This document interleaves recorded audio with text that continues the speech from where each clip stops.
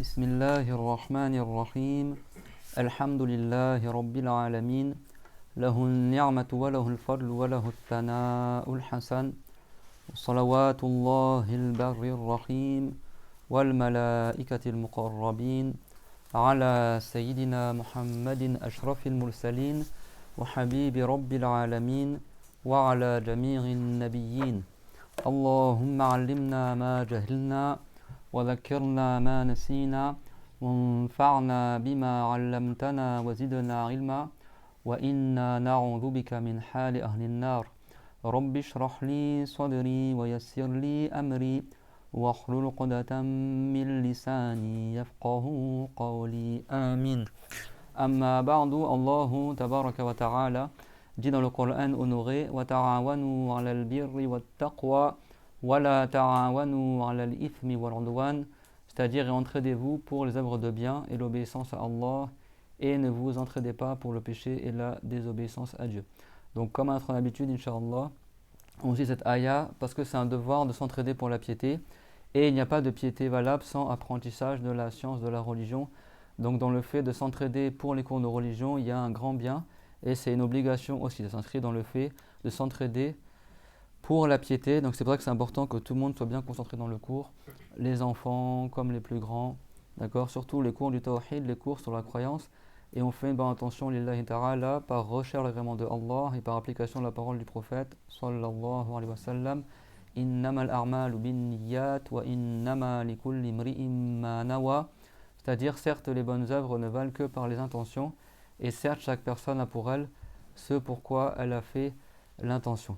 Donc comme on l'a précédemment évoqué, le cours du tawhid c'est le cours le plus important et qu'on vient vraiment que d'insister sur ces sujets-là parce que de plus en plus on voit qu'il y a une ignorance vraiment sans nom, surtout sur les réseaux sociaux.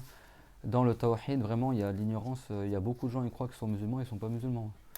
Donc celui qui ne connaît pas Allah, il ne peut pas adorer Allah, donc il n'est pas musulman. C'est vraiment, si Abu Hanifa il l'appelait al-fiqh al-akbar, c'est-à-dire la plus grande des sciences, le plus grand des fiqh. Le fiqh c'est la compréhension, la science, c'est pas pour rien.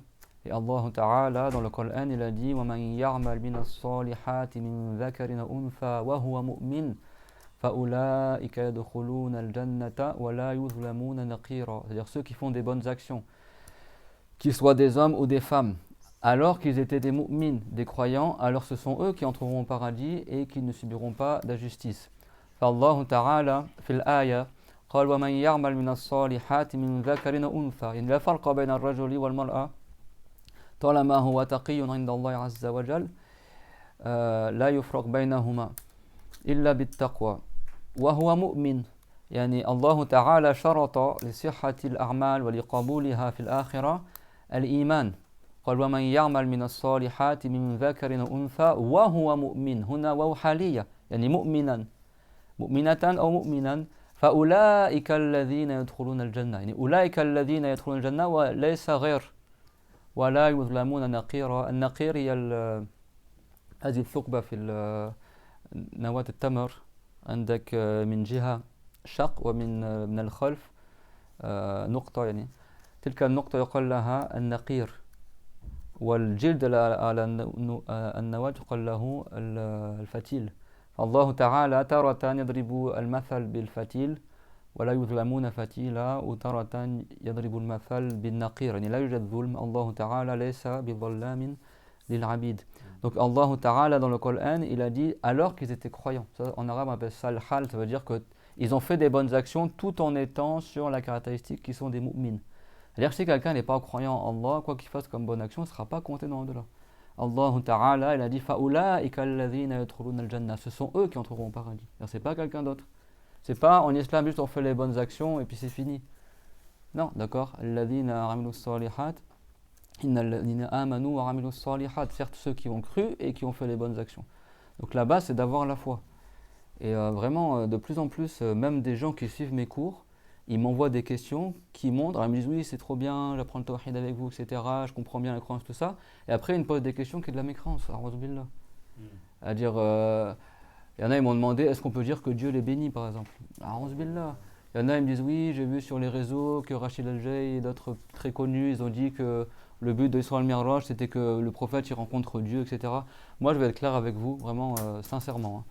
Pour l'honnêteté religieuse, la plupart des gens qui sont mis en avant sur Internet, ils sont financés par les Saoudiens, ou ils travaillent avec eux, ou alors ils touchent de l'argent pour pour qu'ils enseignent de la mécrance, tout simplement. C'est bon?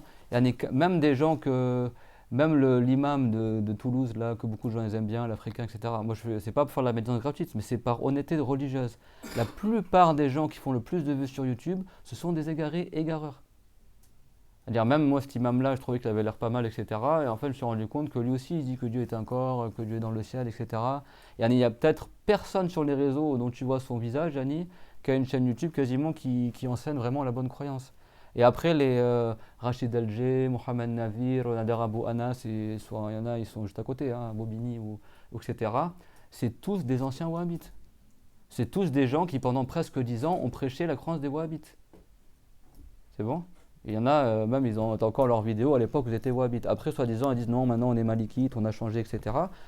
Ouais, bah t'as changé dans le firqa, mais dans la croyance, est-ce que. Je sais que Mohamed Navir, lui, maintenant, il met en garde contre les wahhabites, mais par exemple, Nader Abou Anas ou Rachid Alger, moi, jusqu'à maintenant, j'ai pas vu qu'ils enseignent la bonne croyance.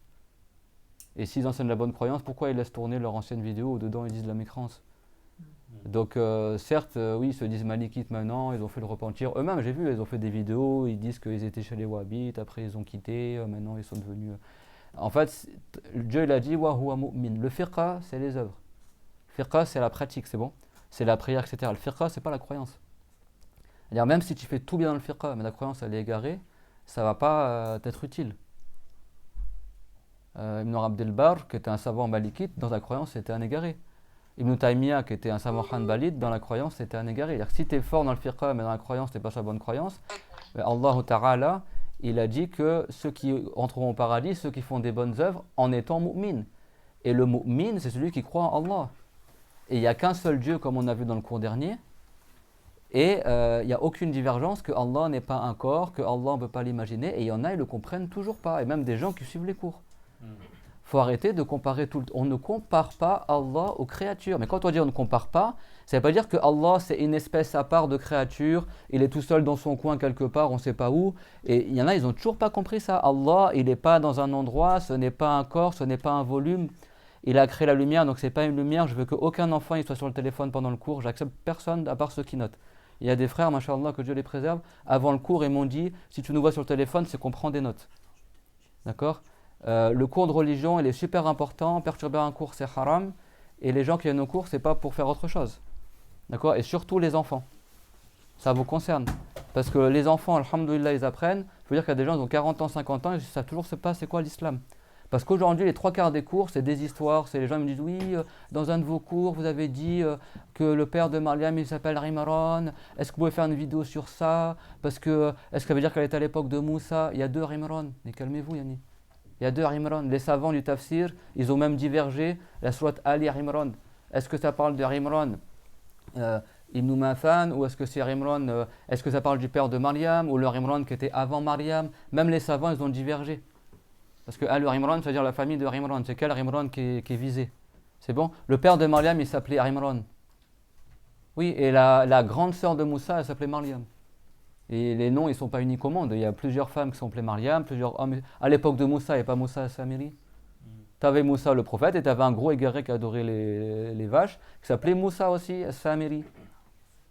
C'est à cause de lui que certains Bani Israël, ils ont adoré le veau d'or. Donc les gens qui se calment. Et les gens, ils posent des questions sur ça. Mais ils posent des questions sur ça, alors que tu ne connais même pas ton créateur. Les gens qui arrêtent de perdre leur temps dans des histoires. Oui, alors, vous pouvez faire une vidéo sur l'histoire de tel prophète. Mais en fait, tu ne seras pas interrogé sur l'histoire des prophètes au jour dernier. Tu seras jugé par un être, qui est l'être de Allah Azza wa Jal, et tu ne sais même pas qui c'est. Et tu es là à savoir le nom de la petite fourmi ou le nom de telle personne, et c'était qui, le Imran, est-ce que Mariam était à la même époque, etc. Vous allez me poser la question, qui suivent tous les cours. Hein. Ils me disent, oui, j'ai vu dans la traduction de Surat al-Mulk que c'est marqué, Tabarakalladhi biyadihil mulk, ils ont traduit que Dieu est éternellement béni. Est-ce qu'on a le droit de dire que Dieu il est béni? Mais attends, mais béni du latin bene qui veut dire le bien, bénir ça veut dire créer le bien chez autrui. C'est Allah qui crée le bien. C'est Allah qui bénit. On ne dit pas que Allah, il est béni. Parce que ces gens-là, et concentrez-vous s'il vous plaît, parce que tout le monde n'est pas concentré, concentrez-vous, il y a beaucoup de gens qui n'ont toujours pas compris que Allah n'est pas une créature. On ne dit pas Dieu il est béni. Béni, ça veut dire que quelqu'un aurait créé le bien en Dieu. Donc Dieu il subit la création de quelqu'un, alors que Allah dans le Coran il dit Afaman yakhluq kaman la yakhluq. Est-ce que celui qui crée il est comme celui qui ne crée pas? Le seul créateur c'est Allah. Allah il ne subit l'action de personne. C'est clair? On ne dit pas Dieu il est béni. Tabarak, même si baraka en arabe ça veut dire bénir. Tabarak, ça veut pas dire que Dieu il est béni. Ça veut dire qu'il est éternellement sans défaut. Mais moi je m'étonne que les égareurs qu'on traduit soi-disant le Coran, parce qu'on n'a pas un seul d'entre eux qui est musulman.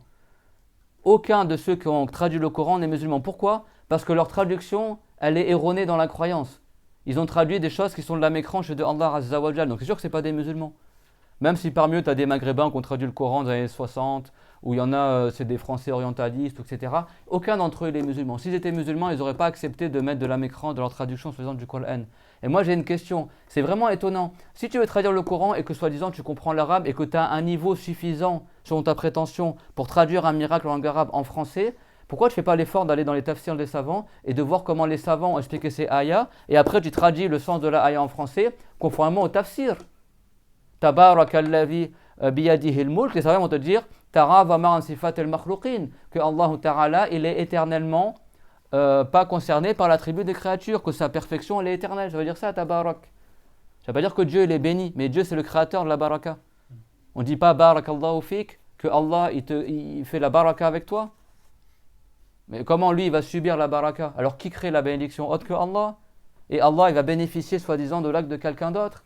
Donc Allah il est faible, il aurait besoin d'autrui. C'est-à-dire que ces gens-là, le fait qu'ils posent cette question-là, déjà ça prouve qu'ils ne connaissent pas Allah, donc ils ne sont pas musulmans. Et c'est des questions de mécréance. Moi je vous dis à tous ceux, surtout ceux qui suivent ce cours-là en particulier, arrêtez de philosopher et arrêtez de creuser par votre tête, là dans tous les sujets, chaque fois qu'on envoie un cours, vous êtes là à creuser, faire des questions existentielles toutes les semaines. Moi, je reçois des messages sur YouTube. En plus, les gens, ils n'ont pas compris que la barre des commentaires dans YouTube, c'est pour commenter les vidéos, c'est pas Dar al-Fatwa. Ils t'envoient toutes leurs questions de mécréance, des trucs, ça te retourne le cerveau. 5-6 questions à la suite comme ça. J'efface tout à chaque fois. Mais il y a des gens, leur réponse, c'est témoignent pour entrer en islam. Ils suivent les cours, soi-disant, et après ils te demandent est-ce que c'est vrai, comme l'a dit Rachid El-Jay, que le prophète, il a fait l'Isra al-Miraj pour rencontrer Dieu? Donc, c'est-à-dire que toi, jusqu'à maintenant, tu n'as pas compris. Mais pour dire rencontrer Dieu, c'est-à-dire que pour toi, Dieu il est quelque part et on le rejoint. Donc tu n'as toujours pas compris que Allah, ce n'est pas un volume. Ce n'est pas quelque chose qui prend place dans un endroit. C'est-à-dire que ces gens-là, ils ne sont même pas musulmans. Et ils prétendent suivre les cours. Et oui, je suis tous vos cours sur le Tawhid. Non, tu ne suis pas, tu dors. Je ne sais pas ce que tu fais pendant le cours. Combien de cours on a dit, on ne lit pas les traductions? Combien de cours on a dit Dieu, ce n'est pas un corps, etc. Par unanimité. Vous savez, qu'est-ce qu'ils m'ont dit pour le cours dernier? Ils ont dit non, mais les nouveaux Ash'arites, en fait, ils ne sont pas décidés. Ils disent ni que Dieu n'est pas un corps, ni que Dieu est un corps. Et ça, c'est l'avis d'Ibn Taymiyyah. Non, c'est faux. Ibn Taymiyyah, il dit clairement que Dieu est un corps. Ibn Taymiyyah, c'est un égareur. C'était un savant hanbalite que les gens ont déclaré mécrant à son époque. Un muhaddis kafir. C'est tout. S'il n'y avait pas eu les Saoudiens pour faire des séries télé sur lui et le mettre en avant à notre époque, on n'entendrait plus parler de lui. Arrêtez avec Ibn Taymiyyah. Ibn Taymiyyah, à son époque, les savants de son époque, ils ont appelé contre lui. Dans le Nahrul Mad de Ibn Hayyan, le tafsir du Coran, Abu Hayyan al-Andalusi plutôt, il rapporte que Ibn Taymiyyah il dit que Dieu est assis sur Al-Kursi et qu'il a laissé à ses côtés, je vous ai mis la photo dans le cours dernier, il y a le deuxième cours sur la parole je crois, qu'il a laissé une place à côté de lui où il se fera asseoir Mohammed dessus. Ça veut dire qu'il croit que Dieu est un corps ou que c'est pas un corps. Pour dire que Dieu est assis sur le trône, c'est que tu as la croyance que Dieu est un corps. Donc Ibn Taymiyyah c'est confirmé de lui que dit que Dieu est un corps. Parce qu'il dit même que Dieu, c'est possible qu'il s'assoie sur le dos d'un moustique et que le moustique s'envole avec lui. Il dit que Dieu, quand il s'assied sur le trône, ça fait un bruit. Tellement Dieu était lourd que les gens n'ont pas pu porter le trône, comme on a vu dans plein de cours précédents. Ne me dites pas que vous suivez les cours, après vous envoyez des questions de mécréance comme ça. En fait, c'est déprimant. On a une époque, moi je vous dis un conseil de la Ta'ala, que les gens, ils sortent de l'assistana et de la paresse intellectuelle. Les gens, aujourd'hui, ils sont devenus complètement débiles. Débile, c'est une maladie quand tu n'arrives plus à bouger. Et après, il y a la débilité mentale quand tu n'arrives pas à réfléchir. On arrive à une époque, quand tu parles à des athées français, ils comprennent mieux ce que tu parles que quand tu parles à des gens qui se prétendent musulmans. Moi, je suis choqué, moi je suis converti, je suis choqué du niveau intellectuel et de la faiblesse de compréhension des gens qui se disent musulmans à notre époque. Ça frôle le niveau 0.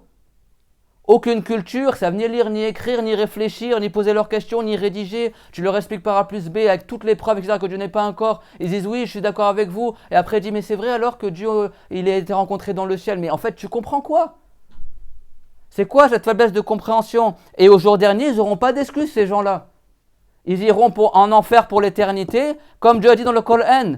وَقَالُوا لَوْ كُنَّا نَسْمَعُ أَوْ نَعْقِلُ مَا كُنَّا فِي أَصْحَابِ السَّعِيرِ.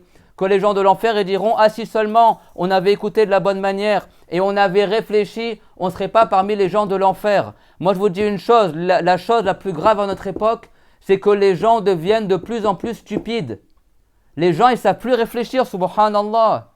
Que Dieu nous fasse miséricorde, les gens sont de plus en plus bêtes. Tu leur expliques que Dieu ne ressemble pas à ses créatures, le gars il t'envoie des questions qui prouvent le contraire. Et ça c'est un grand fléau parce que la stupidité c'est pas une excuse en islam. Si quelqu'un il est débile, il n'a pas voulu réfléchir, il ne sera pas sauvé au jour dernier et la faute elle sera sur lui. Parce que Dieu lui a créé une raison, il avait un cœur pour réfléchir. Donc au jour dernier s'il n'a pas réfléchi, il n'aura pas d'excuse. Allah Ta'ala il a dit أَفَلَمْ يَسِيرُوا فِي الْأَرْضِ فَتَكُونَ لَهُمْ قُلُوبٌ يَعْقِلُونَ بِهَا أَوْ آذَانٌ يَسْمَعُونَ بِهَا فَإِنَّهَا لَا تَعْمَى الْأَبْصَارُ وَلَكِنْ تَعْمَى الْقُلُوبُ الَّتِي فِي الصُّدُورِ. Ça veut dire n'ont-ils pas voyagé et ils n'ont pas médité, ils auraient ainsi un cœur par lequel ils réfléchissent ou des oreilles par lesquelles ils entendent. Certes, ce n'est pas les visions qui sont aveugles, mais c'est le cœur dans les poitrines. Allah Ta'ala, dans 11 fois dans le Coran, il a dit « Afala ta'qiloun » ne raisonnez-vous donc pas? Les gens ne réfléchissent plus. Moi, je vous dis, en islam, que ça soit dans le fiqh ou dans la croyance, il y a des règles. Tu appliques la règle. On ne va pas citer les 1 milliard d'exemples qui existent dans le monde. La règle, c'est quoi? Elle est dans le Coran. « Laysa kamithlihi shay » Il n'y a pas une seule chose qui est comme Allah. Allah, il a dit Fala tadribu lillahi al-amthal. N'accordez pas de ressemblant à Allah. Subhanallah, à l'époque du prophète Muhammad, sallallahu alayhi wa sallam, il disait ça, tout le monde comprenait que Allah c'est pas un volume, tout le monde comprenait que Allah c'est pas une lumière, tout le monde comprenait que Allah n'a pas de limite, n'est pas un corps, parce qu'ils comprenaient directement, n'accordez pas un seul ressemblant à Allah, ils ont compris les gens. Pourquoi aujourd'hui les gens ne comprennent plus? Dieu dit n'accordez pas des ressemblants à Allah. Quand on dit que Allah ressemble à rien, ça ne veut pas dire qu'il a une couleur qui est différente de la nôtre, il a une forme. Non, ça veut dire que Allah n'a pas de couleur du tout. Allah n'a pas de limite du tout. C'est pas un volume, il n'a pas de sentiment, il n'est pas comme nous d'aucune manière que ce soit. Quand est-ce que les gens vont le comprendre ça, subhanallah? Dieu il a dit walam yakul lahu kufuwan ahad. Il n'a aucun équivalent. Lam yalid walam yulad. Il n'a pas d'enfant, il n'est pas enfanté. Il n'a besoin de rien. Qul huwa Allahu ahad, Allahu samad. Dans le Coran, Dieu l'a dit وَجَعَلُوا لَهُ مِنْ عِبَادِهِ جُزْءًا إِنَّ الْإِنسَانَ لَكَفُورٌ مُبِينٌ. Qu'il y a des gens qui ont attribué à Allah des parties de ses créatures. Et ce sont des mécréants mubin. Clair, pas clair la ayah en arabe. Inna al-insana lakafurun mubin. Kafur en arabe, c'est-à-dire celui qui fait beaucoup de kufar. Kafir, il a fait un kufar une fois. Et on ne dit pas un kuffar, on dit un kafir. Kuffar, c'est un pluriel. Kafur, c'est celui qui fait beaucoup de kuffar. Dieu l'a dit que ceux qui attribuent à Allah des parties de ses créatures, ce sont des kafour et mubin. Mubin en arabe, ça veut dire, je sais pas comment, tu peux m'endormir alors que je crie. Mubin, ça veut dire que évident. Dans le Coran, Dieu te dit clairement, si tu attribues à Allah des parties de ses créatures, tu es un mécréant évident. Comment? C'est pas une divergence chez les savants, c'est marqué dans le Coran. Comment tu dis Dieu il a des visages, un visage, une main, un pied, etc. Mais ils n'ont pas compris la croyance. Et en aucun cas, jamais ça a été un sujet de divergence chez Ash'arit. Vous croyez que le prophète Muhammad, a'udhu billah, sallallahu alayhi wa sallam, il n'a pas fait son travail de transmettre l'islam? C'est-à-dire que ça fait 1400 ans que le prophète il a été envoyé. Et jusqu'à aujourd'hui, on ne sait pas c'est qui Allah. Vous croyez que le prophète Muhammad n'a pas expliqué c'est qui Allah? Pour qu'aujourd'hui il y a divergence, on ne sait pas si Dieu c'est un corps ou pas un corps. Les gens, on n'a pas statué. Soit-disant, on m'a dit oui, non, mais ils n'ont pas statué. Comme Ibn Taymiyyah, ni ils disent que Dieu est un corps, ni ils disent que Dieu n'est pas un corps. C'est-à-dire que selon toi, jusqu'à aujourd'hui, on est dans le flou, on ne sait même pas qui on adore. C'est-à-dire qu'on n'est pas des musulmans, qu'on n'est pas croyants. Parce que Dieu il a dit innamal mu'minuna alladhina amanu billahi wa rasulihi thumma lam yartabu, que les croyants ne sont uniquement que ceux qui ont cru en Allah et en son messager et qui n'ont pas douté. La foi, c'est de croire sans douter. Si toi tu doutes est-ce que Dieu est un corps ou pas, tu n'es pas croyant. Si toi tu ne sais pas c'est quoi les attributs de Allah, tu n'es pas croyant. Et ce n'est pas du tout un sujet de divergence chez les musulmans, il n'y a qu'un seul Dieu. Soit tu as adoré Allah, soit tu as adoré autre que Allah. Donc aujourd'hui, je vous ai amené Al-Farq Ben Al-Firaq, qui est un livre, masha'Allah, que Dieu fasse miséricorde à son auteur. Il a presque 1000 ans le livre. Abu Mansur al-Bardadi, un grand savant chaférite, il masha'Allah nous a facilité la tâche. Comment différencier les différents groupes égarés. À la fin de son livre, il te cite tous les sujets d'unanimité. Donc arrêtez de croire qu'il y a divergence. Depuis quand il y a divergence? Est-ce que Dieu est un corps ou pas? À dire que depuis l'époque du prophète, le prophète l'a été envoyé, il n'a pas été capable d'expliquer aux gens c'est qui Allah. Pour que 1400 ans après, on est toujours en train de se demander est-ce que Dieu est un corps ou pas, a'udhu billah. Donc pourquoi il a été envoyé le prophète Mohammed si on ne sait même pas c'est qui Allah? C'est la première chose que le prophète il enseignait aux gens. Pendant 10 ans, à la Mecque, il enseignait que la croyance. Quand est-ce qu'elle a été rendue obligatoire la prière? Les 5 prières durant le mois de Rajab, dans lequel on est, dans l'Isra al-Mi'raj, le 27 de Rajab. Le prophète, il n'est pas monté dans les cieux pour rencontrer Dieu parce que Dieu est créateur du ciel, donc il n'est pas au ciel. Dans le Coran, Dieu il a dit Subhanalladhi asra bi'abdihi laylan min al-masjidil haram ila al-masjidil aqsa alladhi barakna hawla linuriyahu min ayatina. Hadha al-shay li ajlihi sarida ar-rasul sallam usriya bihi wa urija bihi إلى السماوات العلى لنريه من آياتنا ليس ليلتقي بالله عز وجل الله تعالى خالق السماء فلا يحتاج إلى السماء كان موجودا قبل السماء بلا سماء وبعد أن خلقها لا يزال كما كان بلا مكان. Dieu il a dit il n'a aucun défaut, celui qui a fait voyager de nuit son esclave Mohammed depuis la mosquée d'Al-Haram à la Mecque jusqu'à Al-Masjid al-Aqsa, la mosquée de Jérusalem. Alladhi barakna hawla, cette mosquée qu'on a béni ses alentours. Les pays du Sham, la Palestine, le Liban, Jordanie sont des pays bénis par Allah Azza wa Jal. Et le prophète l'a dit Allahumma barik li Yamanina wa li Shamina. Oh Allah bénit notre Sham et notre Yémen. Donc on ne dit pas Dieu il est béni, c'est à Allah qu'on demande la bénédiction. Dieu n'a pas besoin qu'on le bénisse, a'udhu billah. C'est quoi cette compréhension? Subhanallah. Comment quelqu'un il pose la question est-ce qu'on peut dire que Dieu les bénit? Il y a des gens à chaque fois qui m'envoient des questions de la mécrance dedans. À chaque fois qu'ils m'envoient des questions, de la mécrance dedans. Même quelqu'un m'a envoyé des questions, ils m'ont dit oui, il y a du caca sur mon Coran qui traîne par terre dans la maison, du coup, est-ce que c'est de la mécrance ou pas? Mais en fait, c'est quoi l'état de notre communauté? C'est qu'on est arrivé à un degré de, je sais pas, de bassesse, vraiment, même les mécrants, ils s'étonneraient de cet état-là. Même les non-musulmans, ils seraient choqués de notre état. Le faiblesse de compréhension, le manque de, je sais pas, de tout, Yanni. C'est vraiment, je dis ça, des fois j'ai l'impression de venir d'une autre époque, tellement je vois que, je me dis mais c'est pas possible que l'être humain, qu'on arrive à un stade où l'être humain il descend aussi bas. Aussi bas. C'est Dieu qui crée, alhamdoulilah, on sait, Dieu il crée la stupidité et l'intelligence. Mais faites les causes aussi, que les gens ils fassent les causes pour apprendre la religion. Faites les causes pour réfléchir un minimum. Sortez de l'assistana. On vous donne une règle que Dieu ne ressemble à rien. Bah, tu ne comprends pas la règle, tu n'es pas capable de l'appliquer. Faut que tu poses la question. Alors du coup, est-ce qu'on peut dire que le prophète a rencontré Dieu? Est-ce qu'on peut dire que Dieu l'est béni? Est-ce qu'on peut dire que Dieu... Mais alors, tu comprends pas, ça veut dire quoi la règle? Que Dieu ne ressemble à rien. Dieu ne ressemble à rien. On ne compare pas Dieu à ses créatures. Quand on dit parole, vision, etc., c'est des mots qui ont un autre sens que pour nous. Parce que Dieu n'est pas comme nous, c'est lui qui nous a créés. Ça, même les enfants, ils comprennent ça. Si quelqu'un, il ne sait pas ça, il n'est pas musulman, il aura beau faire la prière, etc. Je me dis, si ça, ils ne comprennent pas, qu'est-ce qu'ils comprennent de la prière, qu'est-ce qu'ils comprennent de l'apostasie, qu'est-ce qu'ils comprennent du reste de la religion? C'est vraiment, et ça, la cause, elle vient de qui aussi?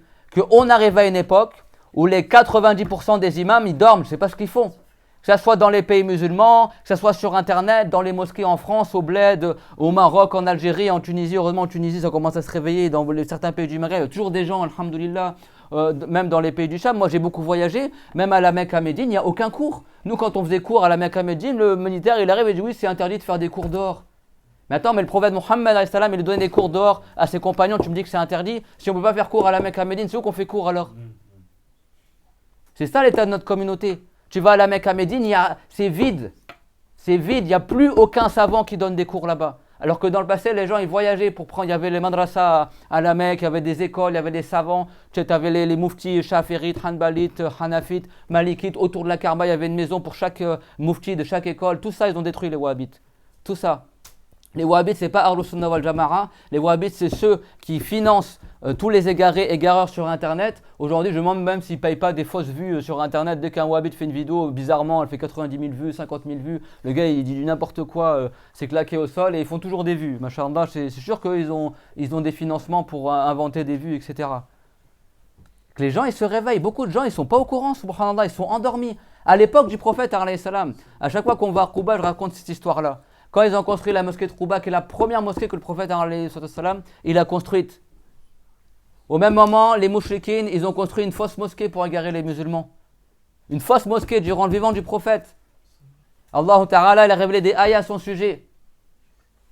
Il a dit masjidan diraran wa kufran. Il a dit une mosquée de nuisance, de dirar. Une mosquée de kufr. Masjidan diraran wa kufran. C'est une mosquée de kufr. À l'époque du prophète, durant son vivant, à côté du prophète. Après, il a dit quoi? Wa tafriqan bain al-mu'minin. Une mosquée pour diviser les croyants. Wa irsadan liman haraba Allah wa rasulahu min qabl. Et pour faire plaisir à ceux qui faisaient déjà la guerre auparavant au prophète et à Dieu et à son prophète, c'est-à-dire aux gens du livre. C'est une mosquée qui a été construite avec un moine chrétien qui était à Médine, qui s'appelait Abu Amir al-Rahib. C'était allié avec les chrétiens et les mouchriquines pour faire cette fausse mosquée, pour égarer les musulmans. Allah Ta'ala, qu'est-ce qu'il a dit? Il a dit, et certes, eux, ils jurent par Allah qu'ils ne veulent in aradana illa al-husna, on veut que le bien par cette mosquée. Wallahu yashhad innahum lakadhibun. Et certes, Allah est témoin que ce sont des menteurs. C'est dans le Coran, c'est ayah.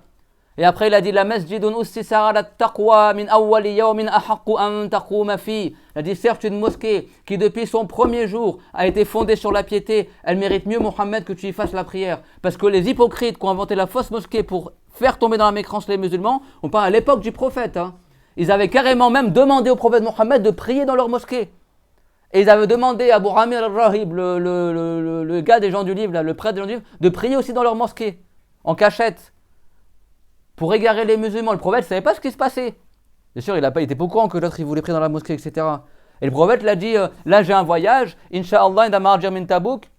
Quand je reviens de Tabouk, je ferai la prière dans votre mosquée. Et Dieu, il a révélé au prophète Mohammed que cette mosquée-là, c'est une mosquée de quoi? De dirar, de nuisance, de kufr, une mosquée de mécréance, une mosquée de tafriq ben al-muslimin, tafriq ben al-mu'minin, une mosquée pour diviser les croyants, une mosquée que Dieu, il a dit, wa irsadan liman haraba Allah wa rasulahu min qabl, une mosquée qui est là pour faire plaisir aux gens du livre, aux juifs, aux chrétiens qui faisaient déjà la guerre à Dieu, à son messager, avant même qu'ils construisent cette mosquée-là. Dieu il a dit la taqum fihi abada, ne te mets jamais debout pour faire la prière dans cette mosquée-là. Il a dit la masjidun ussisa ala taqwa, certes une mosquée qui a été fondée sur la piété min awwali yawmin, depuis son premier jour, ahaqqu an taquma fi, mérite mieux que tu y fasses la prière. Fihi rijalun yuhibbuna yatatahharu wallahu yuhibbul mutahhirin. Dans cette mosquée, il y a des gens qui aiment se purifier et Dieu il agrée ceux qui se purifient. Ça parlait de la mosquée de Quba. Si à l'époque du prophète, devant le prophète Mohammed, ils ont construit une fausse mosquée pour égarer les musulmans, vous croyez qu'à notre époque, ils ne vont pas le faire? Vous croyez qu'à notre époque, il n'y a pas des complots contre les musulmans, des faux imams, des fausses mosquées, des fausses chaînes YouTube, des faux comptes machin qui enseignent la mécrance au nom de l'islam? Mais il y en a à l'appel à notre époque. Mais les gens, ils ne sont même pas au courant. Ils sont même pas au courant. Mais depuis l'époque du prophète, il y a des munafiqines. Des gens qui font croire qu'ils sont musulmans et ils enseignent la mécréance. Et il y en a plein aujourd'hui sur les réseaux. Parmi les choses que le prophète alayhi salam, il a vu lors de l'Isra al-Mi'raj, dans le voyage nocturne, qu'est-ce qu'il a vu? Il a vu des gens dont leur langue et leurs lèvres étaient coupées par des ciseaux de feu. Et c'était khutaba as-sou, les mauvais orateurs, les orateurs qui font leur oration et leur prêche pour égarer les musulmans. Et quoi de plus nombreux aujourd'hui sur Internet? Entre les Rouaïbida, là, ceux que le prophète a dit qu'à la fin du monde, leur dernier n'aura pas lieu sans que les Rouaïbida ils apparaissent, c'est-à-dire les gens qui parlent de leur tête, ils donnent leur avis sur tout, dans tout ce qui se passe dans le monde, etc. Les influenceurs d'aujourd'hui, on est en plein dedans. Et les orateurs de malheur, ceux que même leur langue et leurs lèvres sont coupées par des ciseaux de feu. Dieu il a créé des images pour montrer l'état de certaines personnes. Il a vu des gens, il y avait un taureau qui sortait d'un endroit étroit et qui n'arrivait plus à revenir. Il a dit ça, c'est Jibril, il disait au prophète, à chaque fois, il lui expliquait chacune des paraboles. Il a dit ça, c'est l'exemple de ceux qui disent des mauvaises paroles et après, ils n'arrivent plus à les faire revenir dans leur bouche. Ceux dont leur tête, elle était écrasée par un rocher et après, elle revenait comme avant, après, elle était écrasée à nouveau. Il dit ça, c'est les gens dont leur tête, elle s'alourde pour faire la prière. Ils sont paresseux pour aller faire la prière. Et il a vu des gens, il a vu des gens dont on coupait la langue et leurs lèvres avec des ciseaux de feu. Il a dit ça, c'est les orateurs de malheur. qui prêchent l'égarement et qui pourraient égarer les gens. C'est ça que tu trouves aujourd'hui sur Internet. Mais les gens, ils ne sont pas au courant. C'est qu'il est saoudien. Moi, je peux vous dire, il y a des nouveaux qui sont venus avec moi à la Umrah cette année.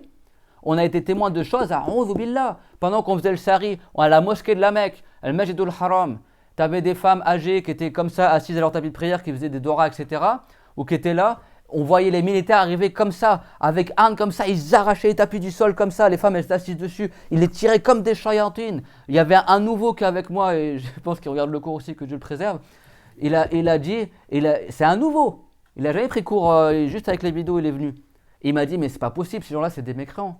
Il était choqué, il m'a dit, ces gens-là c'est des mécréants, c'est pas possible. Comment t'arrives, t'es à la mosquée de la Mecque, c'est une mosquée, subhanallah. Les gens, ils sont en train de faire la prière, tu arrives, tu tires leur tapis sous leurs pieds. Il était comme ça, il tirait comme un malade, comme ça. Et les femmes, elles étaient comme ça, elles ne calculaient même pas, elles étaient âgées, etc. Mais tu dis, mais c'est pas possible. Les gens n'ont pas compris que la Mecque et Médine sont occupées par des gens qui ne sont pas des musulmans. Que ceux qui gouvernent à la Mecque et à Médine, ce n'est pas des musulmans. C'est des égarés qui travaillent avec les Français, avec les Anglais, avec les Américains, etc. Et ce n'est pas des musulmans.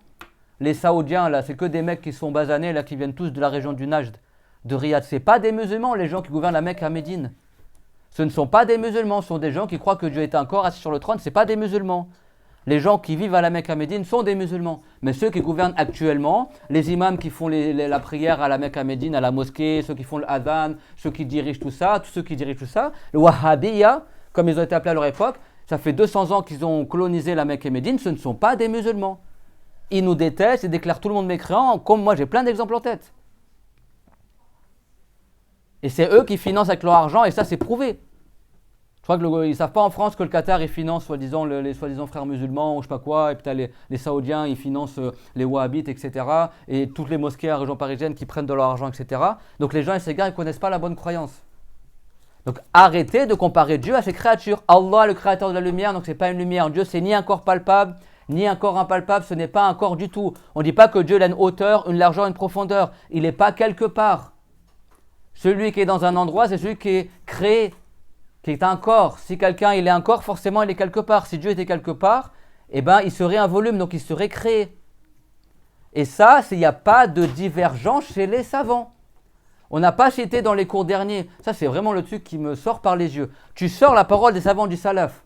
On n'a pas cité dans le cours dernier la parole de Tahawi. Ta'ala anil hudud wal ghayat wal arkan wal arda wal adawat la tahwihi al jihat as-sittu kasayl al-mubtada'at. Que Allah n'est pas concerné. En plus, la parole est tellement détaillée. Il n'est pas concerné par les limites. Il n'est pas concerné par les côtés. Il n'est pas concerné par les extrémités. Il n'est pas concerné par les petits organes. Il n'est pas concerné par les grands organes. Il n'est pas circonscrit par les 6 directions, contrairement au reste de la création. Je veux dire, tu veux faire quoi après un dessin pour que les gens y comprennent? Et dans une autre partie de son livre, il a dit وَمَنْ وَصَفَ اللَّهَ بِمَعْنَ مَعْنِ الْبَشَرِ فَقَدْ كَفَرَ فَمَنْ أَبْصَرَ هَذَا اغْتَبَرَ وَعَنْ مِثْلِ قَوْلِ الْكُفَّارِ انزَجَرَ وَعَرَفَ أَنَّهُ بِصِفَاتِهِ لَيْسَ كَالْبَشَرِ. Ce livre, il a plus de 1000 ans. C'est un savant du salaf qui est Abu Ja'far Ahmad ibn Salama al-Warraq al-Misri al-Tahawi qui l'a écrit. Il y a unanimité dessus. Celui qui attribue à Allah une des caractéristiques des créatures, alors il n'est pas musulman. Donc si quelqu'un il a compris cela, il saura que il en tirera leçon et il s'éloignera de la parole des non-musulmans et il saura que Allah ainsi que ses attributs n'est pas comme l'être humain. Ça, il y a unanimité dessus. Tout ce qui est marqué dans le livre Al-Aqidah Tahawiyya fait objet de l'unanimité. Ça veut dire que tous les musulmans, c'est leur croyance. Et la croyance de Ahlus Sunnah wal Jama'a, parce qu'il a dit Hada dhikru bayani aqidati Ahlus Sunnati wal Jama'a. Le livre, il est connu de l'Orient à l'Occident. On va sur Internet, tu retrouves tout ce que je te dis dedans. Je n'ai pas chaque fois mettre les images dans toutes les vidéos. Tu dis ça et après les gens disent non, mais les nouveaux Ashrarites, ils n'ont pas statué est-ce que Dieu est un corps ou pas. Qu'est-ce que tu veux faire de plus pour les gens? Moi maintenant, je ne vais plus répondre aux questions des gens. J'en ai marre en fait. Les gens qui apprennent la religion, toutes les réponses sont dans les cours. La personne, elle ne va pas se sauver de l'enfer, question-réponse. C'est pas comme ça qu'on se sauve de l'enfer. C'est en apprenant la religion. Il y a un frère, ça fait 2 mois qu'il m'envoie des questions. Je suis occupé, j'étais à la Umrah, je n'ai pas répondu. Là, il m'a envoyé un message récemment, il m'a dit Subhanallah, toutes mes réponses, tu es en train d'y répondre dans tes cours. Alors que je n'ai même pas encore lu ces questions. Moi, je dis aux gens, apprenez la religion, toutes vos réponses sont dans les cours. On ne se sauve pas de l'égarement par des questions-réponses, c'est en apprenant la religion, en prenant le temps d'apprendre c'est quoi le tawhid, c'est qui Allah Azza wa Jal. La prière, elle a été, l'obligation de la prière, des 5 prières, ça a été révélé peu avant que le prophète y fasse l'hégire. Il est resté 13 ans à la Mecque et 10 ans à Médine. L'obligation de la prière, c'est peut-être environ 5 ans ou quelques années avant l'hégire. L'obligation du jeûne de Ramadan, c'était 2 ans après l'hégire. Le Hajj, c'était peu de temps avant la mort du prophète, quelques années avant la mort du prophète. C'est-à-dire que pendant une dizaine d'années, ni ils faisaient les 5 prières, ni ils faisaient le Hajj, ni ils faisaient la zakat, ni ils faisaient le jeûne de Ramadan. Qu'est-ce qu'ils faisaient les compagnons avec le prophète alayhi salam? Ils apprenaient le tawhid. Ils apprenaient le tawhid. C'est honteux qu'aujourd'hui tu as des gens qui disent on ne statue pas est-ce que Dieu est un corps ou pas. Ça veut dire que c'est comme s'ils insultaient le prophète Mohammed. C'est comme si ils disaient que le prophète il n'a pas fait son boulot. Il n'a pas fait sa mission à A'udhu Billah. Mais attends, mais si le prophète n'a pas été capable d'expliquer c'est qui Allah, alors pourquoi il a été envoyé? Subhanallah, avec toutes les ayats qu'il y a dans le tawhid, dans le Coran, et jusqu'à présent on ne sait pas c'est qui Allah. Mais si quelqu'un ne sait pas c'est qui Allah, il ne peut pas croire en Allah, donc il n'est pas musulman. Donc ça veut dire qu'aujourd'hui, selon eux, c'est le flou artistique, on ne sait pas qui est Allah, c'est un corps, pas un corps, où est-ce qu'il est exactement. Donc ça veut dire qu'on est tous des mécréants en fait, il n'y a aucune personne qui est musulmane. Et les prophètes, ils ont été envoyés pour rien parce qu'ils ont, même avec tout le camp qu'ils ont eu, ils n'ont pas été capables d'expliquer c'est qui Allah. A'udhu billah, honte à ces gens-là. Honte à soi-disant les néo-asharites là, qui sont des traîtres. D'ailleurs je ne me demande pas si ce n'est pas encore un plan là, des non-musulmans. Ils ont vu que ça ne marchait pas les wahhabites, on va inventer des faux asharites maintenant. Déjà néo, d'accord, en grec ça veut dire quoi? Nouveau. D'accord. Le prophète alayhi salam nous a enseigné que si quelqu'un est dans la croyance, il ira en enfer. Chez l'imam Malik, il a dit si quelqu'un n'a pas la croyance du prophète, il est mécréant, point barre. Le prophète a dit Kullum finnar illa wahida, wa hiya ma ana alayhi wa ashabi. Tous les groupes déviants, il y aura 73 groupes dans cette communauté-là, ils auront tous en enfer. Ils se réclament musulmans, ils iront tous en enfer, sauf un, et c'est le groupe qui est resté sur ce sur quoi j'étais. Donc d'où tu dis néo. Mais la croyance de l'islam, elle existe depuis même avant la création de Adam. Tous les anges sont musulmans. Que Allah il nous fasse profiter de leur baraka. L'islam, ça existe depuis que Dieu l'a créé. Le début de la création des anges, les anges sont tous musulmans, avant même que l'être humain il existe. Il n'y a pas de nouvelle croyance, il n'y a qu'un seul islam, il n'y a qu'un seul Allah, il n'y a qu'un seul Dieu. Donc déjà, quand quelqu'un te dit néo-ashrarit, tu sais que c'est un égaré. Parce qu'il n'y a pas de néo-croyance, il n'y a pas de néo-islam. C'est-à-dire que c'est obsolète ce qu'il a enseigné le prophète Mohammed. Maintenant on fait un update, soi-disant on réinvente l'islam. Bah t'es sûr que c'est des égarés ces gens-là? Même s'ils mettent le mot ash'arit. Ash'arit c'est pas une religion, la religion c'est l'islam. Après nous on se réclame certains savants, etc. Et il ne faut pas confondre la croyance avec le fiqh. Le fiqh, l'ijtihad il est que dans le fiqh. L'ijtihad il est que dans les textes qui ne sont pas dans des jugements qui n'ont pas été clairement explicités dans les textes. Concernant ce qu'annule le wudu, la prière, des choses comme ça, les piliers de la Umrah, les piliers du Hajj. Il y a combien de piliers pour la Umrah dans l'école d'Abu Hanifa? Qu'un seul, c'est le tawaf. C'est tout, il n'y a qu'un seul pilier. Et après l'islam et la puberté, etc., il y a des conditions de validité de la Umrah, mais pour eux, il n'y a qu'un seul pilier, c'est le tawaf. Tu as réussi ton tawaf, tu as réussi ta Umrah. Et les conditions, c'est l'islam et l'entrée en rituel, c'est des conditions de validité de la Umrah. Mais les piliers, il n'y en a qu'un. Dans l'école de Shafi'i, il y en a 5. Voilà, c'est une divergence. Ça c'est dans le fiqh, mais dans la croyance, il n'y a pas de divergence. Soit tu adores Allah, soit tu adores autre que Allah. C'est clairement tout le monde. Là, il y a khilaf bain al-ulama. Imma an ta'bud Allah ta'ala al-dhat al-muqaddas, wa imma an ta'bud ghayra Allah azza wa jal. Allah ta'ala yaqulu fi al-Qur'an al-Karim, فماذا بعد الحق إلا الضلال. الإسلام واحد لا يوجد يعني عقيدة جديدة. ثمة أناس اليوم يتسمون على زعمهم الأشعرية الجدد. كيف الجدد يعني شخص يعني يجدد الإسلام يعني يؤلف عقيدة جديدة. أعوذ بالله. Néo-ash'ari, tu dis garde ton néo, laisse tomber, on n'est pas dans Matrix, va-t'en. Si quelqu'un te dit j'ai un nouveau truc, une nouvelle. Dans la jurisprudence, c'est possible qu'un nouveau mujtahid il arrive comme ça, il fait son école de jurisprudence, c'est possible, d'accord. Les savants ils ont dit, certains savants ils ont dit que les mujtahids il y en aura jusqu'à la fin du monde. Et c'est ça la vie qui est correcte. Donc si quelqu'un il est vraiment mujtahid et il fait son nouveau madhab qui est Ahlus Sunnah wal Jama'a, dans la pratique, qui ressemble un peu à Shafi'i ou à Abu Hanifa, c'est possible. Il y aura toujours des mujtahids jusqu'à la fin du monde. Donc là tu peux dire un nouveau madhab dans le fiqh. Par contre dans la croyance, quand il te dit j'ai fait une nouvelle école dans la croyance, t'es sûr que c'est un égaré. T'es sûr que c'est un égaré. S'il vient avec une nouvelle croyance, t'es sûr que c'est un égaré. Parce qu'il vient une nouvelle croyance, dire qu'il vient avec une croyance qui est différente de celle du prophète Mohammed. Mais le musulman, c'est celui qui croit en ce que le prophète il a amené.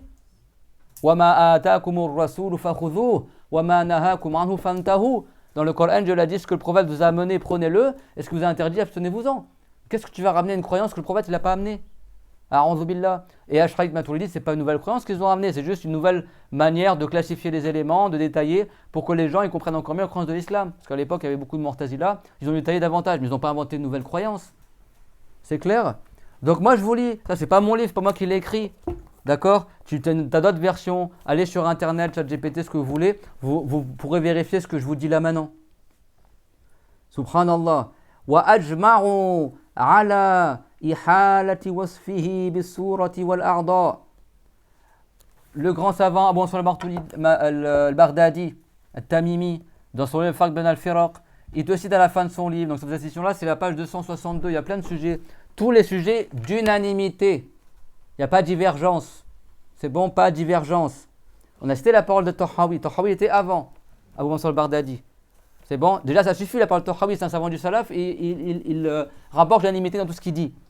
Mais les gens n'ont toujours pas compris. Là, il te dit quoi? L'imam Abu Mansur al-Baghdadi, les savants sont unanimes. Ala ihalati wasfihi bis-surati wal-a'da. Yatakallam fi haqqillahi ta'ala.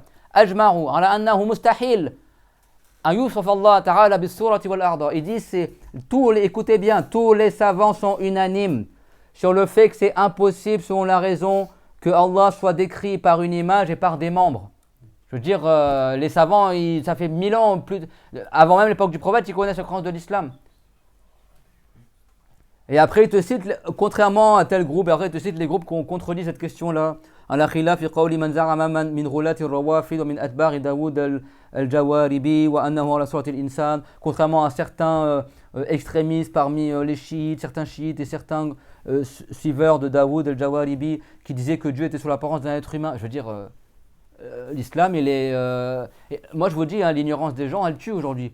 La croyance en détail, elle est écrite dans les livres des musulmans depuis plus de 1000 ans. Hein. Je ne sais pas ce qu'ils font, les imams, ils dorment, j'en sais rien. Tous les arabophones achètent le livre, lisent ce qu'ils ont écrit les savants. Moi, ça m'étonne que les gens, ils savent... Si quelqu'un, il ne sait pas c'est qui Allah, est-ce que c'est un corps ou pas, est-ce que c'est une lumière ou pas, ou je ne sais pas quoi, où il est, ou j'en sais rien, il n'est pas musulman.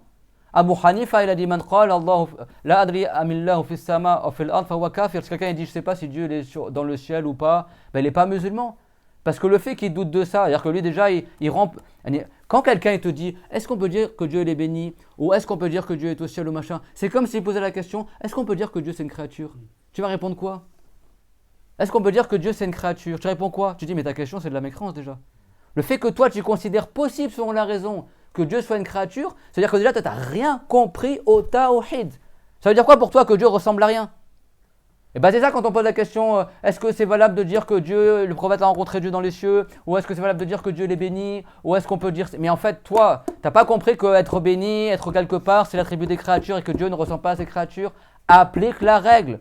Qu'est-ce qu'il a dit? Le grand savant, le mujtahid, le meilleur saint de l'humanité, qui est Abu Bakr al-Siddiq, je suis habillé en noir aujourd'hui, je voulais tester ce Rami, c'est un cadeau que Dieu préserve le frère. On ne croit pas que je suis chiite, parce qu'on a des fois, quand tu as une bague en argent et que tu n'as pas la croyance des wahhabis, on dit c'est des chiites, attention, etc. On n'est pas chiite, alhamdoulilah, on est sunnite. D'accord? Donc les chiites, ils détestent Abu Bakr al-Siddiq, que Dieu l'agrée. D'accord? Le meilleur saint de l'humanité. Et il a dit العجز عن درك الإدراك إدراك والبحث عن ذاته كفر وإشراك. Il a fait un vers de poésie. Ça veut dire se reconnaître incapable de pouvoir imaginer Allah est en soi une connaissance. C'est-à-dire de te savoir ignorant de la réalité de Allah, parce que personne ne sait la réalité de Allah, ce n'est Allah. Et ça, c'est dans le Coran. Tout ce que je vous dis, c'est dans le Coran. وَلَا يُحِيطُونَ بِهِ عِلْمًا. Dieu l'a dit, et ils ne le cernent pas par leur science. C'est le Coran. Les savants, juste, ils reformulent ce qui est marqué dans les textes. Abu Bakr al-Siddiq, qui est le meilleur saint, le meilleur être humain après les prophètes, c'est Abu Bakr al-Siddiq, toute communauté confondue. Depuis Adam jusqu'à Mohammed, après les prophètes, parce que bien sûr les saints ne sont pas meilleurs que les prophètes, après les prophètes, le meilleur homme de toute l'humanité, c'est Abu Bakr al-Siddiq. Que Allah l'agrée et nous fasse profiter de sa baraka, amin. Le premier calife bien guidé. D'accord, le compagnon préféré du prophète Mohammed, alayhi salatu wassalam. Il a dit al-ajazu an darak al-idrak idraku wal bahthu an dhatihi kufrun wa ishraku. Il a dit le fait de se reconnaître incapable de pouvoir atteindre l'être de Allah, c'est en soi une connaissance. Et chercher à l'imaginer, ça mène au shirk et à la mécréance. Pourquoi au shirk? Parce que tout ce que tu imagines, c'est créé. Donc si toi tu conçois, juste t'acceptes l'idée que Dieu pourrait peut-être être imaginé, c'est-à-dire que tu accepterais l'idée que Dieu serait créé. Et c'est pareil, Dieu n'est pas concerné par les sentiments. Et ça, c'est un sujet d'unanimité. Alors après, tu as mis quoi? La parole qu'on récite à chaque fois. وَأَجْمَعُوا عَلَىٰ أَنَّهُ لَا يَحْوِيهِ مَكَانٌ وَلَا يَجْرِي عَلَيْهِ زَمَانٌ. Et ils sont tous unanimes que Allah n'est pas circonscrit, n'est pas entouré par un endroit, et le temps ne s'écoule pas sur lui. Je veux dire, là, en 2 phrases, tu as fermé le sujet. Qu'est-ce que tu me sors? Ah non, mais les Asharites, ils ne sont pas statués. Est-ce que c'est Dieu, c'est un corps, pas un corps? Ou alors on sait que Dieu, c'est pas un corps, mais malgré ça, on déclare pas mécran que Dieu serait ceux qui disent que Dieu serait un corps. Et puis les Wahhabites, oui, c'est des égarés, mais quand même ça, ils disent la ilaha illallah. Mais qu'est-ce que tu racontes, toi?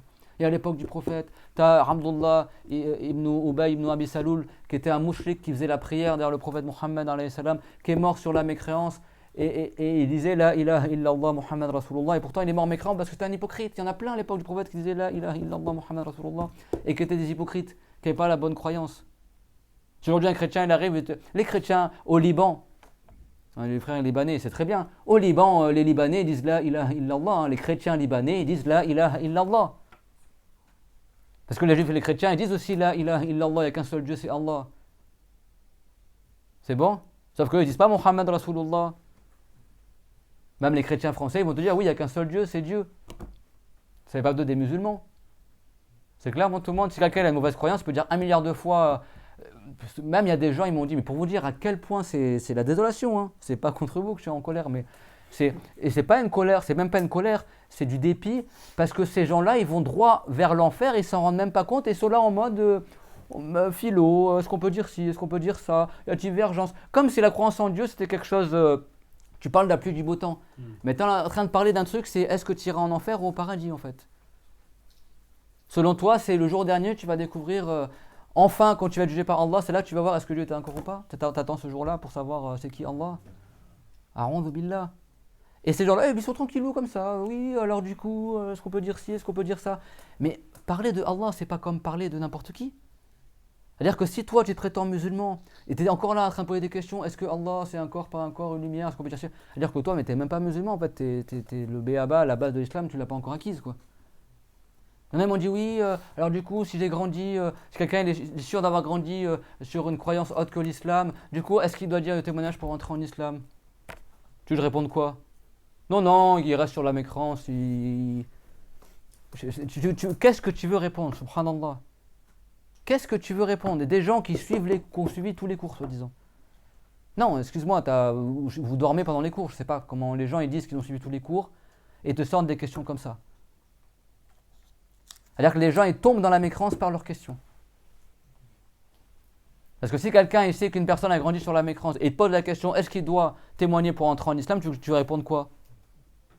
Non, Dieu il a envoyé les prophètes pour rien, on sait très bien qu'il peut rester sur la mécrance. Et Dieu il a dit puis ils sont morts alors qu'ils étaient toujours mécréants, Dieu leur pardonnera pas. C'est pas connu que quelqu'un qui est mécréant il doit entrer en islam par le témoignage. Ah mais il a appris la bonne croyance, tout ça. Bah oui, même s'il a appris la bonne croyance, il doit témoigner pour entrer en islam. Mais ça on l'a pas expliqué dans les cours sur l'apostasie. C'est pas le cours d'aujourd'hui, donc ceux qui sont pas là c'est autre chose. Mais quelqu'un qui prétend avoir suivi tous les cours que je donne sur l'apostasie sur YouTube, il te pose des questions comme ça, mais je me dis mais en fait tu peux faire quoi de plus pour les gens? Parce que les gens n'ont pas compris que dans la religion, il y a des règles, il suffit que tu appliques la règle. C'est pas parce que dans le cours, j'ai pas cité le cas de la personne qui se croyait musulman et que toute sa vie, il a cru une croyance de mécrance et que maintenant, en suivant les cours sur YouTube, il a compris la bonne croyance et j'ai pas cité son cas en particulier dans le cours, donc tu dois poser la question, mais toi, la règle, tu la connais pas? Tu n'es pas capable d'appliquer les règles? C'est comme là, tu expliques par tous les moyens possibles que Allah, c'est pas un corps, etc. Et les gens, au lieu d'appliquer simplement la règle, ils vont poser la question, mais alors du coup, on peut dire que Dieu l'est béni? Alors du coup, on peut dire que le prophète l'a rencontré Dieu? Parce que Rachid El-Jay, il est connu, hein, il a dit ça, donc du coup, je me posais la question. Si tu te poses la question, c'est que tu es mécréant. Parce que quand tu te posais la question, est-ce qu'on peut dire que Dieu c'est une créature ou pas? Qui est dans le ciel? Les anges. Dans le Coran, Dieu dit, Fala tadribu lillahi al-amthal. N'accordez pas des ressemblants à Allah. C'est pas connu que dans le ciel, il y a des créatures? Le prophète Isa, il habite où maintenant? Dans le 2e ciel. Qui c'est qui habite aux cieux? Les anges.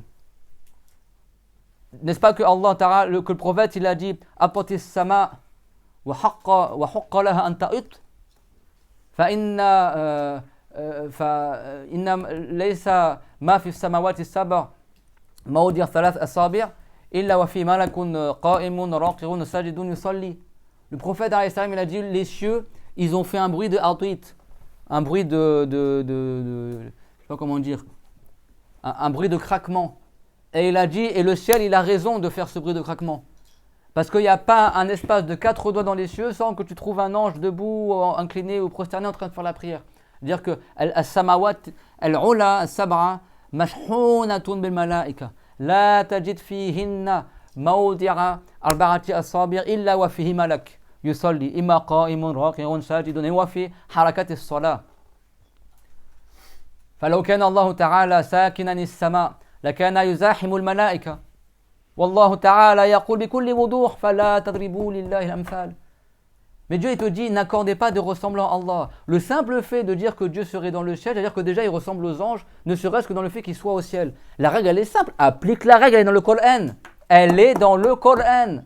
فلا تضربوا لله الأمثال. N'accordez pas de ressemblant à Allah. Donc c'est ça la réponse à la question. Donc si tu dis que Dieu on peut le rencontrer, et moi, tu peux me rencontrer aussi. Il y a des frères que Dieu préserve sont venus de Suisse aujourd'hui pour le cours. Alhamdoulilah, des fois il y a des gens qui viennent du Canada, d'autres pays, etc.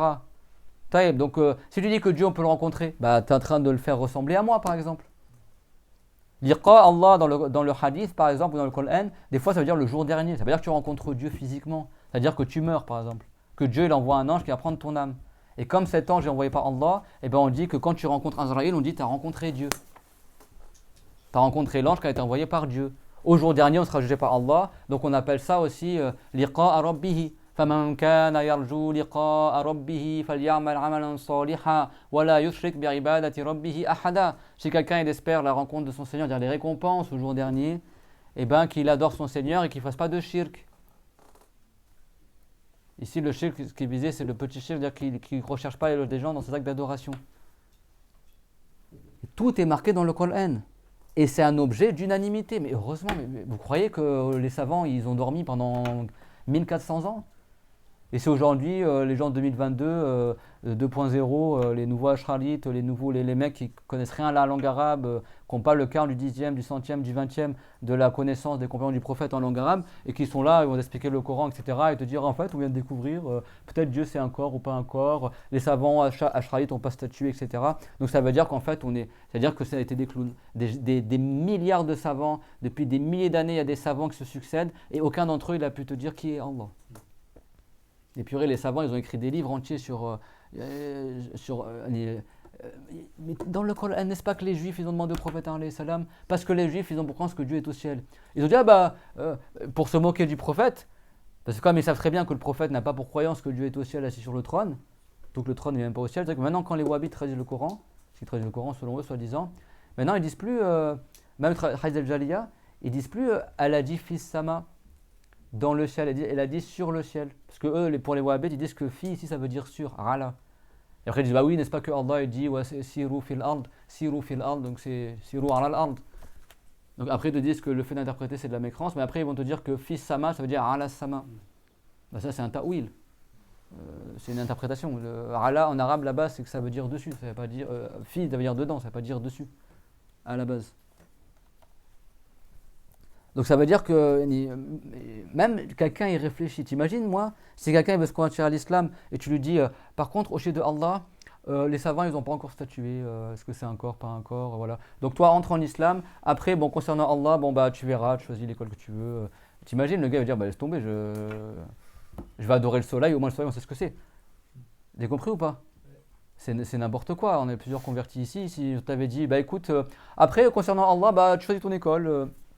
Voilà, est-ce que tu es plus dans le style que Dieu c'est une lumière ou Dieu c'est... Je veux dire, mais attends, mais il y a plusieurs religions là. La religion là-bas, c'est-à-dire la croyance. Et c'est quoi votre croyance? Alors Dieu c'est un corps, c'est pas un corps, c'est quoi le sujet?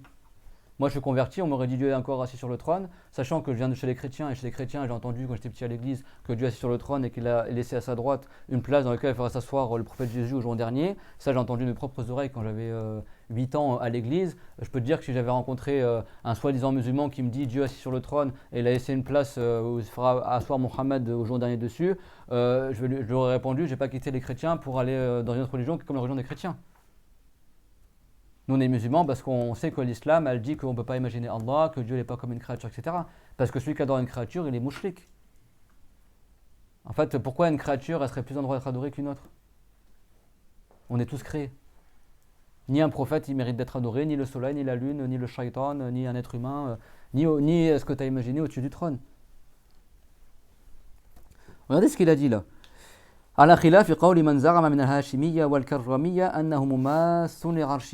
Donc on a cité l'unanimité que Dieu n'est pas dans un endroit, qu'il n'y a pas le temps qui s'écoule sur lui, contrairement à la parole de celui qui a prétendu parmi les Hashimiyya et les Karramiyya, parce que les Wahhabites sont les héritiers des Karramiyya, c'est une secte dans le passé qui prétendait que Dieu touche son trône.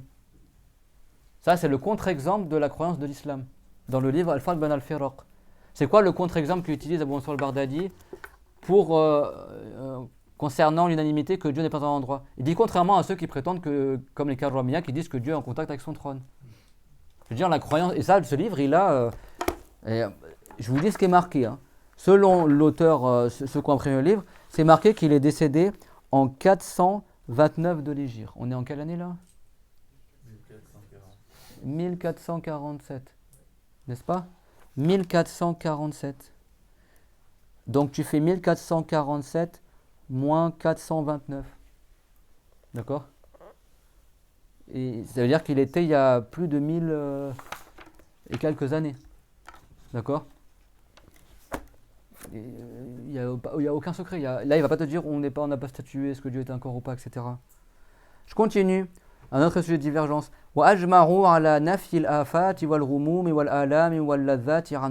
Et tous les savants musulmans sont unanimes que Allah n'est pas concerné par les catastrophes, par les soucis, par la douleur et par les plaisirs. Donc les gens qui n'ont pas compris que Dieu n'a pas de sentiments et on ne dit pas Dieu est amour ou j'en sais rien, etc. Allah est le créateur des sentiments. Dieu a pour attribut de la miséricorde qui est la volonté d'attribuer des bienfaits à ses créatures et il a pour attribut El-Radab qui est la volonté de Allah qu'il a de châtier ses créatures. Ce n'est pas des sentiments. C'est relatif à la volonté de Allah. C'est bon, c'est pas des sentiments, c'est pas une tendresse du cœur. Donc ceux qui traduisent bêtement Dieu le compatissant, yani passionare en latin, ça veut dire la passion, ça veut dire la souffrance.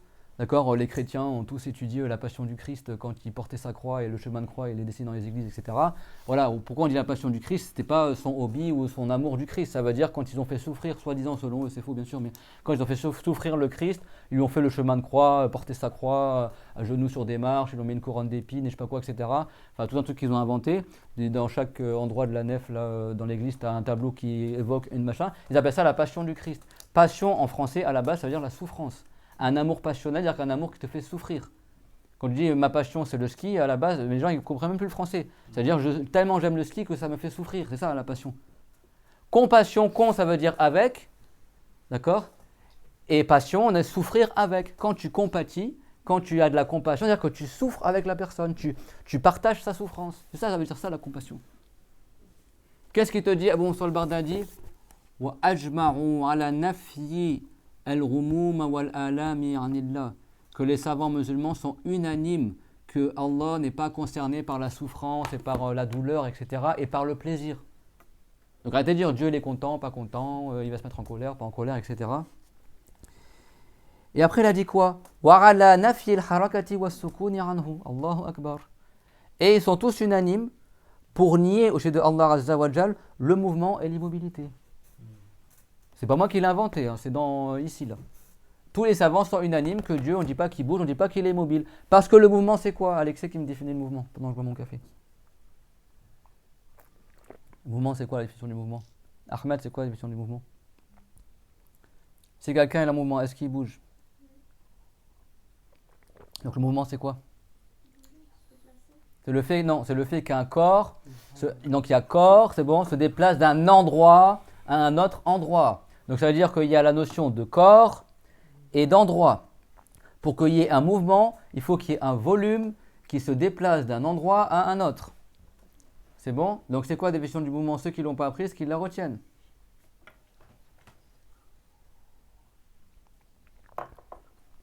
Ah, le prof, il est revenu de la Romran, elle était déchaînée.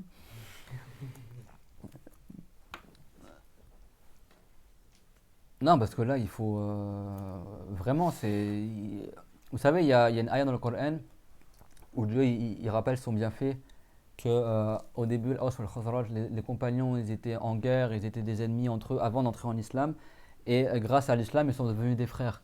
Et Dieu, il a dit, kuntum ala,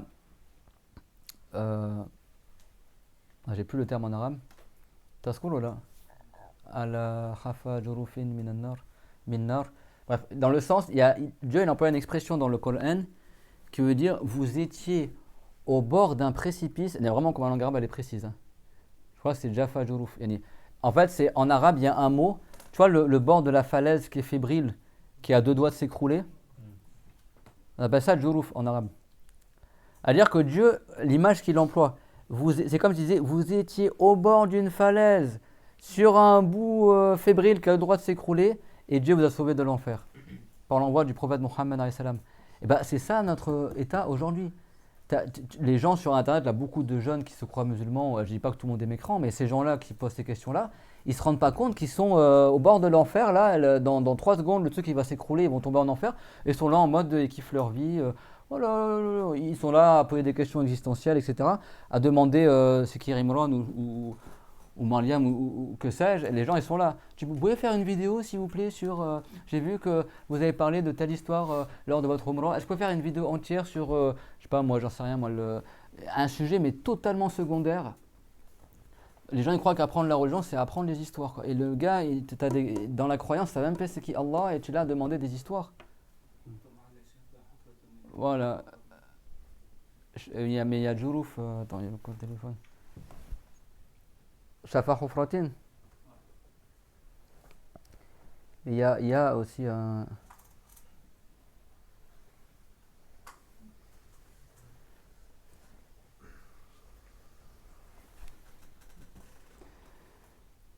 C'est ça.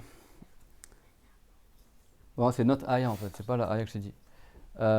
Oui, Shafa Hufratin, ça c'est concernant les compagnons du prophète qui étaient ennemis au début dans la Jahiliya, après ils sont devenus des frères.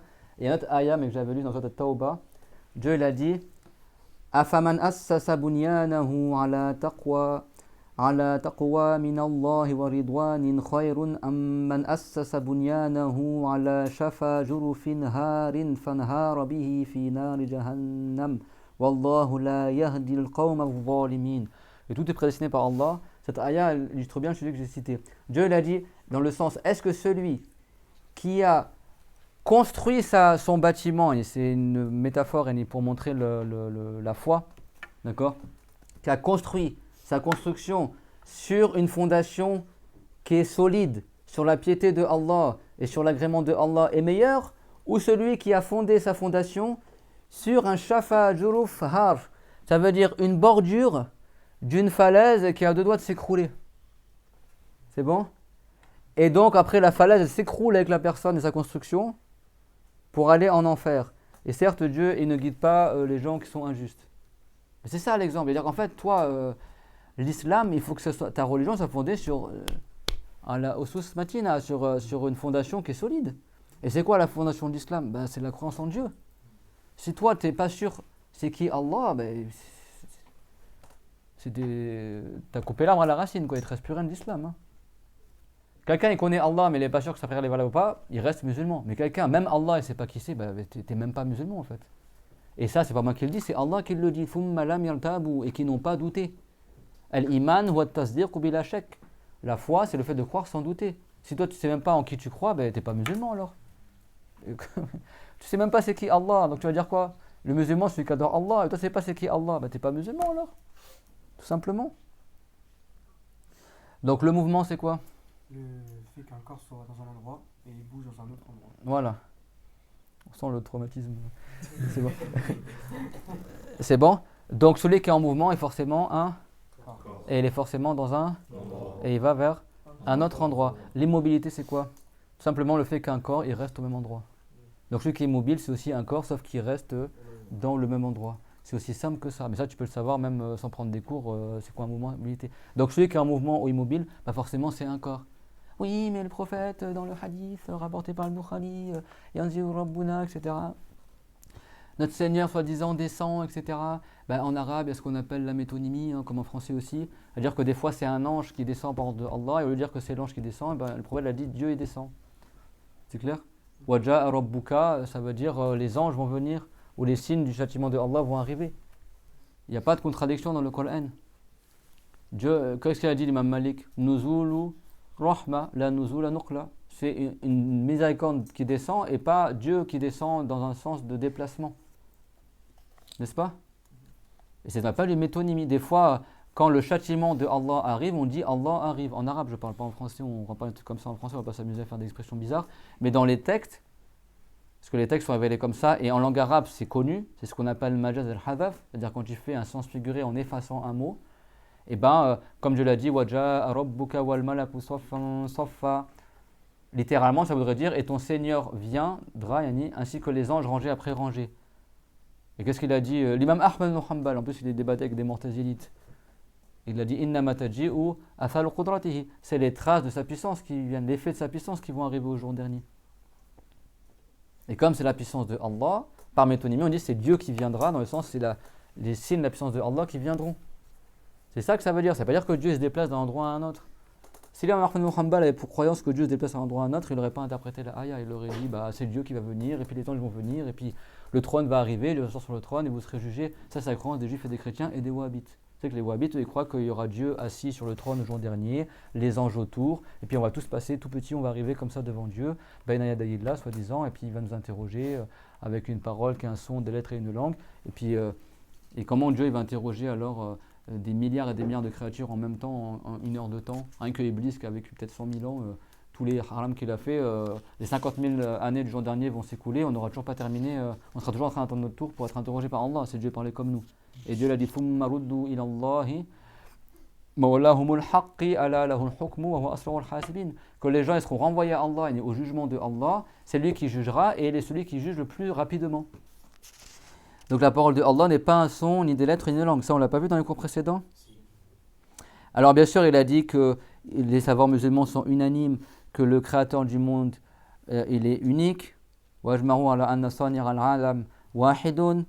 sont unanimes que Allah a les attributs, contrairement à ce qu'il a dit les Mu'tazila, parce qu'ils ont dit le fait de nier les attributs de Allah, ça nie celui qui a ses attributs.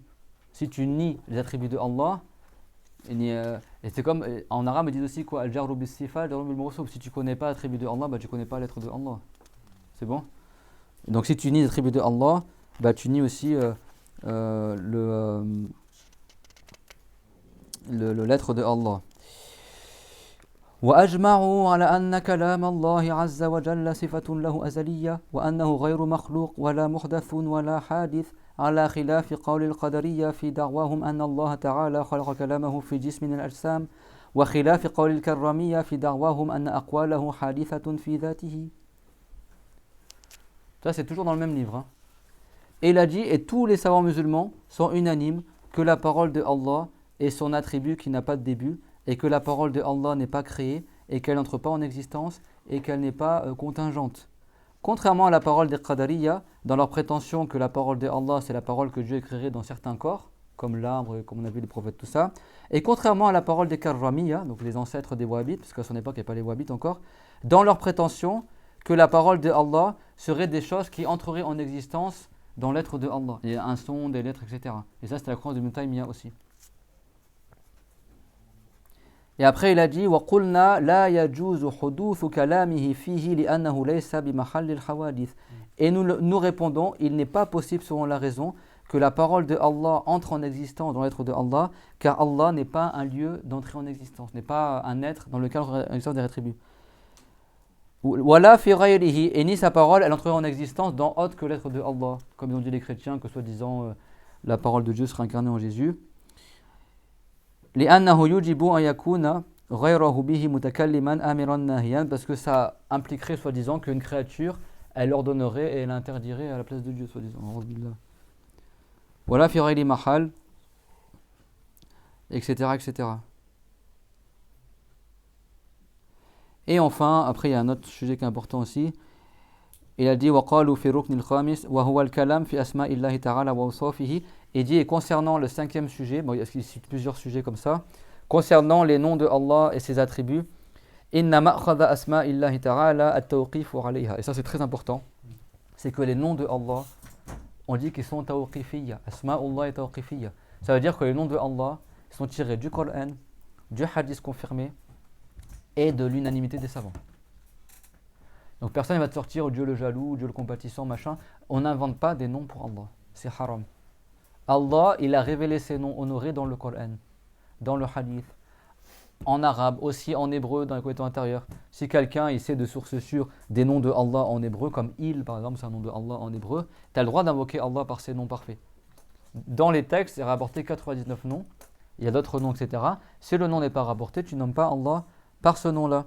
Donc il a dit imma bil Qur'an wa imma bis sunnati sahiha, soit on le prend du Qur'an, soit de la sunna sahiha, c'est-à-dire les hadiths confirmés du prophète sallam, wa imma bi ijma' al ummah alayhi, ou soit par unanimité des savants. Wala yajuzu itlaq ismin alayhi min tariq al qiyas, et il n'est pas permis d'attribuer un nom à Allah par analogie. Ça ressemble par exemple en arabe alim, par analogie, tu peux dire fahim dans le sens de alim. Pour une créature, tu dis quelqu'un il comprend dans le sens il sait. Donc des fois en arabe, fahim, qui comprend, c'est synonyme de alim qui sait. C'est bon? Mais malgré ça, même si c'est pas synonyme en langue arabe, on ne dit pas que Dieu il est fahim, parce que c'est pas rapporté. Par contre, alim, c'est rapporté. Et alim, c'est rapporté aussi. C'est clair, mon tout le monde? Donc ça, il y a plein de sujets comme ça, tu as une dizaine de sujets, à la fin du livre, on te parle même de choses que la Terre, il te cite même l'unanimité que la Terre, elle ne bouge pas, par exemple. Tu vois qu'il y a 7 cieux, qu'il y a 7 terres, unanimité que ci, que ça, etc. Voilà, plus de 1000 ans. D'accord? Al-Farq ben al-Firaq. En plus, ce livre, c'est quoi? Comment distinguer entre les différentes sectes? Que Dieu les fasse miséricorde. Pas des clowns aujourd'hui, ils arrivent, on est les néo-asharites. Déjà, le mot néo, fuit quoi. Le prophète, alayhi salam, celui qui invente dans la croyance, il est forcément égaré. Parce que la bonne croyance, c'est la croyance du prophète. Donc si tu inventes dans la croyance, tu viens à quelque chose que le prophète n'a pas amené. C'est fini. Déjà, eux, en fait, ils se font dévoiler tout seuls. Si le mec, il arrive et dit, tu dis, moi, je suis dans le néo-islam. C'est le nouveau islam, voilà, on a fait un petit remake, etc. Donc toi, tu reçois la révélation. Et puis même par la révélation, en fait, les gens, ils n'ont pas compris que quel que soit le prophète, il n'y a qu'un seul Dieu, il n'y a qu'un seul islam. Donc il n'y a aucun prophète qui va avoir une révélation différente dans la croyance d'un autre prophète. Il n'y a pas de renouvellement, de changement dans la croyance. Vous savez que tous les savants sont unanimes pour dire que l'ijtihad, il n'est pas dans la croyance, ni dans les informations. C'est-à-dire il n'y a pas d'ijtihad, il n'y a pas de divergence, il n'y a pas de, soi-disant, de recherche et d'analogie concernant la croyance. L'ijtihad, il est que dans le fiqh, et que dans certains domaines du fiqh dans lesquels il n'y a pas les... Parce que Dieu il a voulu que certains sujets n'ont pas été clairement spécifiés pour qu'il y ait des divergences qui naissent, pour qu'il y ait des facilités dans la religion. Et après, chacun il choisit la vie qu'il arrange dans le fiqh, mais pas dans la croyance. C'est pas dans la croyance. Alors si toi tu penches plus vers le fait que Dieu est un corps avec un visage et des mains, bah, tu peux croire ça, ou si tu veux, tu crois que Dieu est une lumière. Dans ce cas-là, c'est qui le musulman alors? Qui c'est qui va nous juger au jour dernier? C'est qui qu'on adore? Alors t'imagines comment c'est... Même après, ces gens-là te disent ouais, je ressens pas la spiritualité, je ressens rien dans ma prière. Mais c'est normal que tu ressens dans ta prière, parce que tu pries pour quelqu'un que tu sais même pas qui c'est. Nous, les musulmans mouahidoun, n'est-ce pas, nous? Quand tu fais ta prière, quand on est musulman sunnite, et alhamdoulilah, la plus grande partie des gens qui se disent musulmans ont cette croyance-là. Quand tu pries pour Allah, tu sais très bien que tu pries pour quelqu'un qui n'est pas un corps, qui n'est pas une lumière, qui n'est pas un endroit, etc. Et quand tu pries en direction de la Kaaba, ton cœur t'aime Allah, tu as la crainte de Allah, parce que tu sais que Allah tout créé ne ressemble pas à ce qu'il a créé, tu sais qui t'adore. Et c'est ça que quoi qu'il arrive dans ta vie, comme tu es sûr c'est qui ton créateur, ça te suffit. Dieu l'a dit, accrochez-vous à la corde de Allah tous, c'est-à-dire au Coran. Le musulman, quoi qu'il lui arrive, comme lui, n'est-ce pas qu'on dit Alhamdulillah ala ni'matil islam wa kafa biha min ni'ma, on remercie Allah pour le bienfait de l'islam et il suffit à ça comme bienfait. Et on dit Mout musliman wa la tubali, meurs musulman et tout ce. Pourquoi le musulman il a cette certitude dans le cœur, al-yaqin comme on dit en arabe? Parce qu'on sait que c'est qu'on adore, on sait que c'est notre créateur, donc quoi qu'il arrive, on peut toujours se raccrocher à ça. On sait qu'on adore. Mais t'imagines si quelqu'un il se dit musulman et dans son cœur il est en doute. Il ne sait pas, alors est-ce que je dois adorer un corps ou pas un corps? Est-ce que Dieu est dans le ciel ou pas? Mais il est totalement perdu. Vous comprenez les enfants ou pas? Dieu c'est pas un corps. Et les enfants, et même les enfants comprennent ça parce que de manière, depuis avant même que l'être humain vienne au monde, toutes les âmes elles ont témoigné qu'il n'y a qu'un seul Dieu, c'est Allah. Et toutes les âmes, elles savaient c'est qui Allah. Donc un enfant, normalement, même si quand il est né, il n'a aucune science, c'est naturel pour lui d'accepter l'islam. Parce que son âme, elle a déjà connu ça, même si elle a oublié. Son âme, elle a oublié. Nos âmes, elles ont oublié, mais elles ont déjà entendu ça avant. Mais moi, vraiment, aujourd'hui, c'est ça que Allah nous récompense, que Dieu vous récompense aussi, que Dieu vous préserve. On termine le cours sur ça, Inch'Allah Ta'ala.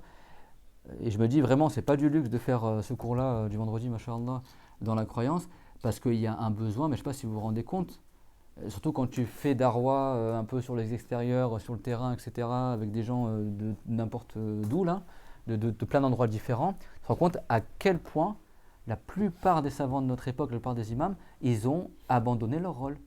Ils ont laissé les musulmans comme des orphelins. Les gens, ils sont paumés, ils ne savent même pas c'est qui Allah, ils ne savent même pas c'est quoi le tawhid, ils savent même pas. Et ils sont là à grappiller pour reconnaître l'histoire des prophètes, ils sont totalement perdus. Ils ne savent ni faire leur prière, ni faire le jeûne, ils ne connaissent même pas c'est qui Allah. Et ils vivent comme ça toute leur vie, ils croient qu'ils sont musulmans, et quand ils vont mourir, l'ange Azraïl il va arriver avec une apparence effrayante, avec les anges du châtiment, et il va lui dire Abashir bi sakhatillahi wa adhabihi. Apprend la nouvelle du châtiment de Allah et il ira en enfer, la personne, il sera châtié par les anges, et à ce moment-là il se rendra compte, ah ben en fait je n'étais pas sur la bonne croyance. Et les gens ils sont là en train de discuter avec toi, alors on peut dire c'est, mais en fait tu ne te rends pas compte que tu es là en train de jouer à l'équilibriste là, sur le fil du rasoir là, et on ne tergiverse pas quand on parle de Allah Azza wa Jal. Soit tu as la croyance ferme en Allah Azza wa Jal, soit tu n'es pas musulman. Et moi, mon conseil, c'est que les cours que je vous donne, et qui vous avez vu, il n'y a aucune différence avec ce que des savants du passé. Et Inch'Allah, bientôt, si on arrive à terminer notre livre, on fera le Fiqh al-Akbar. Quand on termine le Fiqh al-Akbar, on fera le Tahawiyya. Vous verrez qu'il n'y a rien qui change. Ceux qui sont là en train de flipper, mais du coup, on dit quoi? Est-ce qu'on déclare mécréant? Ceux qui croient que Dieu est encore ça. Mais moi, des fois, j'ai envie de me dire, moi, j'ai pris plein de livres des savants. Il y a 800 ans, de 1000 ans, de tafsir, etc. J'ai jamais douté de ce qu'on a appris, parce que je vois qu'à chaque fois, même des livres, des gens qui n'ont rien à voir, de pays différents, d'écoles différentes, tout ça, ils disent tous la même chose. Quand tu prends le tafsir Nasafi, qui est un savant Hanafi, te dit clairement Dieu n'est pas encore dedans. Et c'est pas mon cher qui a écrit ce livre-là. Le livre, il a 800 ans. Quand tu le Farban al-Farraq, le livre, il a 1000 ans, il te dit dedans la même chose. Tahawiyya, ça a plus de 1000 ans, il te dit la même chose. La croyance, elle est connue. Quand les gens ils sont là aujourd'hui à vaciller, non mais j'ai entendu sur internet, et puis il y a Rachid El-Jay, il a dit ça, et puis il y a machin, du coup ils sont connus, oui mais ils sont connus, le pas possible il est connu, c'est pas pour autant qu'il est bien guidé. C'est des gens, ils sont là, il est connu sur les réseaux, mais tu sais aujourd'hui je peux te dire une chose, tu avances de l'argent et on t'invente des faux abonnés. Tu as des gens au Bangladesh, je sais pas où, ils sont payés juste pour faire des comptes comme ça, chacun il touche 5 euros. Je sais, même ceux qui sont musiciens, etc., ils font des trucs comme ça. Parce qu'aujourd'hui, les salles de spectacle et tout ça, pour rentabiliser leurs trucs comme ça, première chose, s'il y a un artiste qui veut, soi-disant, passer en concert, la première chose qu'il regarde, c'est combien de followers sur les réseaux. Donc certains artistes, pour être pris dans la salle de spectacle, qu'est-ce qu'ils font? Ils gonflent leur nombre de followers, ils payent des gens au Zimbabwe ou je sais pas où, dans des pays pauvres, et chacun il touche 5 dollars par exemple, et il fait un faux compte Telegram ou machin, et le mec après sur le chiffre c'est marqué il a 10 000 followers, en fait c'est 10 000 mecs qui n'ont jamais vu sa chaîne, c'est juste, il achète des vues, c'est bon, il achète des followers, c'est pareil, mais moi je me demande si les Saoudiens ils investissent pas dans ça aussi, dès qu'un Wahhabite il ouvre une chaîne, bizarrement il a toujours 50 000 abonnés, il fait une vidéo totalement pourrie, 50 000 vues, 90 000 vues, 100 000 vues, dans les commentaires, personne n'est d'accord, mais il a quand même 100 000 vues, tu vois. Tu dis, il y a de l'argent derrière. Aujourd'hui, tout se fait avec l'argent. Tu peux inventer tout et n'importe quoi. Hein. C'est pas parce que quelqu'un est connu, je dis pas, moi je suis pas jaloux. Notre objectif, c'est juste d'enseigner la vérité. Mais bonheur à ceux qui enseignent la vérité, et même à ceux parmi vous qui partagent le bien et qui l'enseignent, bonheur à eux. Parce qu'on a une époque, vraiment, ça fait peur. On est en train de revenir dans la jahiliya, là, quand tu vois et surtout la paresse intellectuelle. Et quand je dis la paresse intellectuelle, ça ne veut pas dire que je vous dis, faites les philosophes, et du coup, vous développez tout ce que je dis dans les cours, et puis tu vas dans les méandres de l'antre du Minotaure. À la fin, au lieu de trouver... voilà. Tu vas trouver un monstre au final. Vous avez compris ou pas? À dire, moi, ce que je vous enseigne là, même si voilà, je le fais à la française, mais c'est mesuré. Ceux qui apprennent avec des savants en arabe et qui comprennent le français me disent Machallah, tous tes cours, ça me rappelle trop les cours des savants. J'ai donné cours, même quand j'étais à la Mecque, on avait cours dans le désert. Tu avais un Tunisien avec nous, il a dit Machallah, j'avais l'impression de lire le Rosali ou tout comme ça, j'ai pris ton cours. C'est la même science derrière. Par contre, le Rosali, attention, parce que dans son livre Ihya Ulumuddin, tu as environ 300 hadiths mensongers. Parce qu'après, les gens du livre ou les non-musulmans, quand tu as des livres qui ont plusieurs siècles, tu n'as pas la garantie que. Enfin, il y a plein de gens du livre, qu'est-ce qu'ils font? Ils mettent des fausses paroles dans les livres, quoi. Donc c'est pareil, après les livres, il faut les prendre par transmission. Moi, même quand je vous sors des livres comme ça, que j'ai pas forcément étudié avec des chouyours, mais je vous enseigne les choses que j'ai apprises dedans. Et des fois, c'est des livres que j'ai jamais lus et tu retrouves dedans la même chose que nous, on a apprises. Donc c'est pour ça que il y a deux choses. La première, c'est de ne pas s'aventurer tout seul dans des questions existentielles. Et après, comme si le fait de parler de Dieu, c'est de parler de n'importe quel sujet. Et après, tu t'égares sans t'en rendre compte. Et après, il faut rester dans le chemin tracé par le prophète Mohammed alayhi salam. Dans le Coran, Dieu l'a dit Qul hadhihi sabili ad'u ila Allahi ala basiratin ana wa man ittaba'ani. Ça veut dire, quand il en soit sauve-moi s'il te plaît, Ankabut, c'est ça? Ou soit Youssouf, à chaque fois je confonds les deux. Bon, soit Ankabut, soit dans Youssouf, dit voici ma voie. Qul hadhihi sabili. Soit Youssouf, c'est ça? Je me disais. Qul hadhihi sabili. C'est cool, tu m'as pas sauvé. Ad'u ila Allah ala basira. C'est-à-dire, j'appelle à Allah, donc j'appelle à adorer Allah selon une basira. Al-basira en arabe, al-basar c'est la vision des yeux, al-basira la vision du cœur, c'est-à-dire selon une rationalité. Ana wa man tabarani, moi ainsi que ceux qui m'ont suivi. C'est sur ça que tu dois rester, sur le sabil du prophète, la voie du prophète.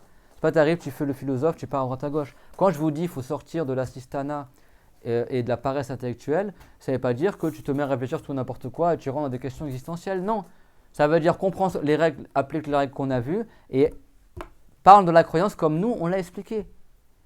Moi, toutes les semaines, je reçois des questions existentielles, mais en fait, moi, je ne comprends pas. Moi, et nous tous, quand on a appris la religion dans les débuts, on a appris des formulations, on apprend une science, on la retransmet, on est content, on sait ce qui est. C'est tout. Pourquoi tu veux sortir du sentier battu et aller faire ta propre voie? Du coup, est-ce qu'on peut dire ci, est-ce qu'on peut dire ça? Mais en fait, les gens, ils ne se rendent pas compte que nous, on tremble quand on parle de la croyance, on vous donne ce que le prophète il enseignait, ce que les savants, ils ont mis des siècles à vraiment bien baliser, etc. Et toi, tu veux faire le philosophe ou je sais pas quoi, l'intellectuel, et tu sors et tu vas aller dans des marécages. Tu sais même pas, dans les sables mouvants, tu ne vas même pas pouvoir t'en sortir tout seul. Et la croyance, c'est une science révélée. Moi, quand je vous donne les cours, je ne vais pas m'amuser à vous sortir toutes les ayats à chaque fois qui correspondent à ce que j'ai dit, mais tout est marqué dans le Coran. Après, il faut comprendre le Coran et le savoir. Et il y a des règles. Et la règle principale que chacun parmi vous, et les enfants surtout, et ceux qui m'écoutent, retenez là, c'est qu'on n'imagine pas Allah et on ne compare en aucun cas Allah à ses créatures. On ne fait pas d'analogie. La faiblesse des wahhabites et des autres, c'est qu'à chaque fois, ils comparent Dieu à ses créatures. Une créature, si elle existe sans endroit, c'est qu'elle n'existe pas. Une créature, si elle existe indépendamment du temps, c'est qu'elle n'existe pas. Une créature, si elle n'est pas un corps ni un attribut des corps, c'est qu'elle n'existe pas. Une créature, si elle n'a ni début ni fin, c'est qu'elle n'existe pas. Oui, ça c'est la créature. Et c'est bien ça la signification de Tawhid. Dieu n'est pas une créature, donc son essence n'est pas comme l'existence des créatures. Donc il est hors du temps, hors de l'espace, il est sans limite, sans endroit, il n'est pas un volume. C'est bien ça que ça veut dire que Allah il est mawjoud la kal mawjoudat, que Dieu il est pas comme les choses elles sont. On fait pas, tu dis oui mais si Dieu n'est ni en haut ni en bas ni en droite ni à gauche, on sait qu'il n'existe pas, donc vous êtes des négationnistes, vous niez les... Mais non. Parce qu'ils sont toujours en train de comparer Dieu à sa créature et Dieu nous enseigne dans le Coran fala tadribu lillahi al-amthal. On ne compare pas Dieu à ses créatures. Cette règle-là, apprenez-la. Dieu, on ne peut pas l'imaginer. C'est pas quelqu'un qui dit ah mais je comprends pas, ça veut dire quoi? C'est la question que j'ai reçue aujourd'hui, que la vie de Allah c'est pas une âme, c'est pas une personne que Dieu la préserve me pose la question. Oui, j'ai expliqué à quelqu'un, il ne veut pas comprendre. Je lui ai dit la vie de Allah c'est pas une âme, c'est pas faite de chair ni de sang ni d'âme, etc. Qu'est-ce que je lui dis? Mais qu'est-ce que tu veux dire de plus? Si la personne ne comprend pas ça, après c'est Dieu qui crée la compréhension. Il n'y a rien d'autre de plus à dire. La vie de Allah n'est pas comme notre vie à nous, elle n'a pas de début, elle n'a pas de fin, elle n'est pas faite de sang. Parce que ces gens-là, vous savez pourquoi? Parce qu'ils veulent absolument imaginer. Et comme ils n'arrivent pas à imaginer, je ne comprends pas, ça veut dire quoi? Dieu n'a pas de début. C'est-à-dire quoi la parole de Dieu n'est pas un sens? Parce qu'ils veulent imaginer. Mais le fait que tu veuilles imaginer, c'est du shirk. C'est normal que tu n'arrives pas à imaginer parce que Dieu, il ne peut pas être imaginé, mais c'est marqué dans le Coran wa anna ila rabbikal muntaha. Et à ton Seigneur, il y a l'extrémité. Ça veut dire quoi? Eh bien, tu reviens au tafsir des compagnons. Parmi les plus savants des compagnons dans le Coran, que le prophète demandait même à ce compagnon de réciter le Coran à lui, qui est Ubay ibn Ka'b. Il a dit Ilayhi yantahi fikru man tafakkar. À Allah s'arrête l'imagination de celui qui imagine. Et dans le hadith, le prophète a dit La fikrata fir Rabb. on n'imagine pas le Créateur. Et le grand saint Ahmed Bamba, et les grands savants comme Ahmed ibn Hanbal, comme Zun al-Misri, ils ont dit Mahma tasawwarta bi dhalik, fallahu bi khilafi dhalik. Quoi, ce que tu imagines dans ton esprit, ce n'est pas Allah. Mais ça, c'est tiré du Coran, c'est tiré du Hadith. Donc, ceux qui disent je ne comprenne pas, c'est parce qu'ils veulent imaginer. Et qu'est-ce qu'il a dit Abu Bakr as-Siddiq? Et le fait de rechercher l'être de Allah, c'est de la mécréance, c'est du shirk, parce que tout ce que tu imagines, c'est créé par Allah. Donc si tu pouvais imaginer Allah, c'est-à-dire que Allah il deviendrait une créature. Et le simple fait de concevoir que c'est peut-être possible que j'imagine Allah, ça veut dire que tu considères que c'est peut-être possible que Dieu soit créé. Donc c'est pas l'islam. Vous comprenez, c'est pas l'islam. C'est pas quelqu'un, on lui dit Dieu c'est pas un corps, puis tu commences à imaginer alors c'est quoi exactement, quelle couleur il a, mais non. Et ça, il y a beaucoup de gens qui ne le comprennent pas. Je vais le répéter, je vais fermer le sujet, et je ne vais plus parler de ça aux gens, et je ne vais plus répondre aux questions. Parce que les gens, leurs questions, elles montrent qu'ils ont une maladie. Comme c'est marqué dans le Coran. Ils ont dans leur cœur une maladie, et Dieu a augmenté leur maladie. Tu as des gens, ils sont malades du cœur. Ils n'ont pas la compréhension. Ils veulent à chaque fois chercher à imaginer. Tu dis la parole de Dieu, c'est pas un son, c'est pas un... Il veut imaginer. Je ne comprends pas, ça veut dire quoi?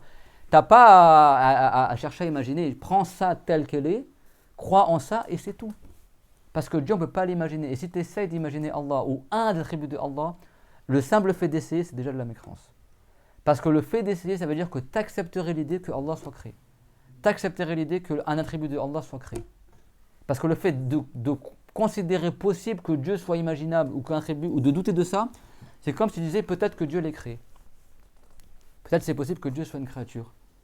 Mais ça, c'est des règles toutes simples, mais après, il faut les comprendre. Et c'est pas tu poses 1 milliard de questions, c'est ça la règle, applique-la pour toutes tes questions, la même règle. On ne peut pas imaginer Allah.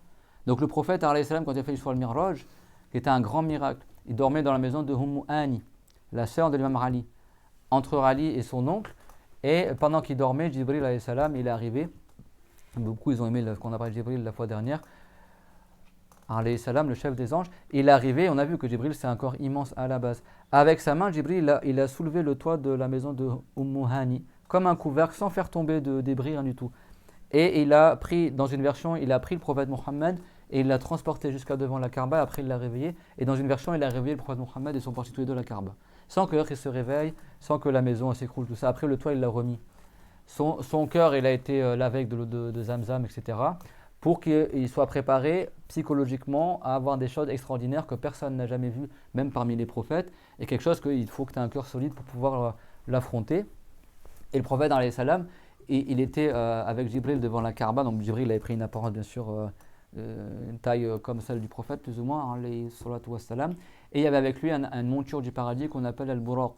Al-Buraq, du mot Al-Barq, en arabe, veut dire l'éclair, parce que c'est un animal, c'est comme une sorte de petit cheval volant, avec des ailes, qui est une monture du paradis. C'est pas qu'au paradis il y a des chevaux volants, d'accord, il y a des lits qui volent, etc. Il y a le buraq aussi au paradis, qui est entre la mule et le cheval. C'est pas aussi grand qu'un cheval, parce que vous savez qu'un vrai cheval c'est très grand de taille, et pas petit comme un âne, mais entre les deux. Ce qu'on pourrait dire en français un double poney, quoi. C'est bon pour ceux qui ont déjà fait l'équitation, ils savent c'est quoi. Et c'est pas un petit poney, c'est pas un cheval non plus, c'est entre les deux. Moi quand j'étais ado, j'ai de l'équitation, en général tu fais monter ça parce que c'est pas trop grand comme un cheval. Parce qu'un vrai cheval, c'est waouh. Ça t'arrive au-dessus de la tête, hein. Surtout les chevaux arabes, ils sont très très fins et très élancés. Et cet animal-là, Kalburaq, les enfants, quand il fait un pas, il met son sabot à l'extrémité de sa vue. Dès qu'il fait un pas, il atterrit à l'autre bout de là où son regard il s'arrête. Donc c'est un animal qui avance très très très vite. Al-Buraq. Donc le prophète Mohammed alayhi salam et Jibril sont montés sur le Buraq et ils ont voyagé comme ça. Comme c'est marqué dans le Coran, Subhanalladhi asra bi'abdihi laylan. N'a aucun défaut celui qui a fait voyager son esclave, ni Mohammed, de nuit, parce que l'Isra c'est le voyage nocturne.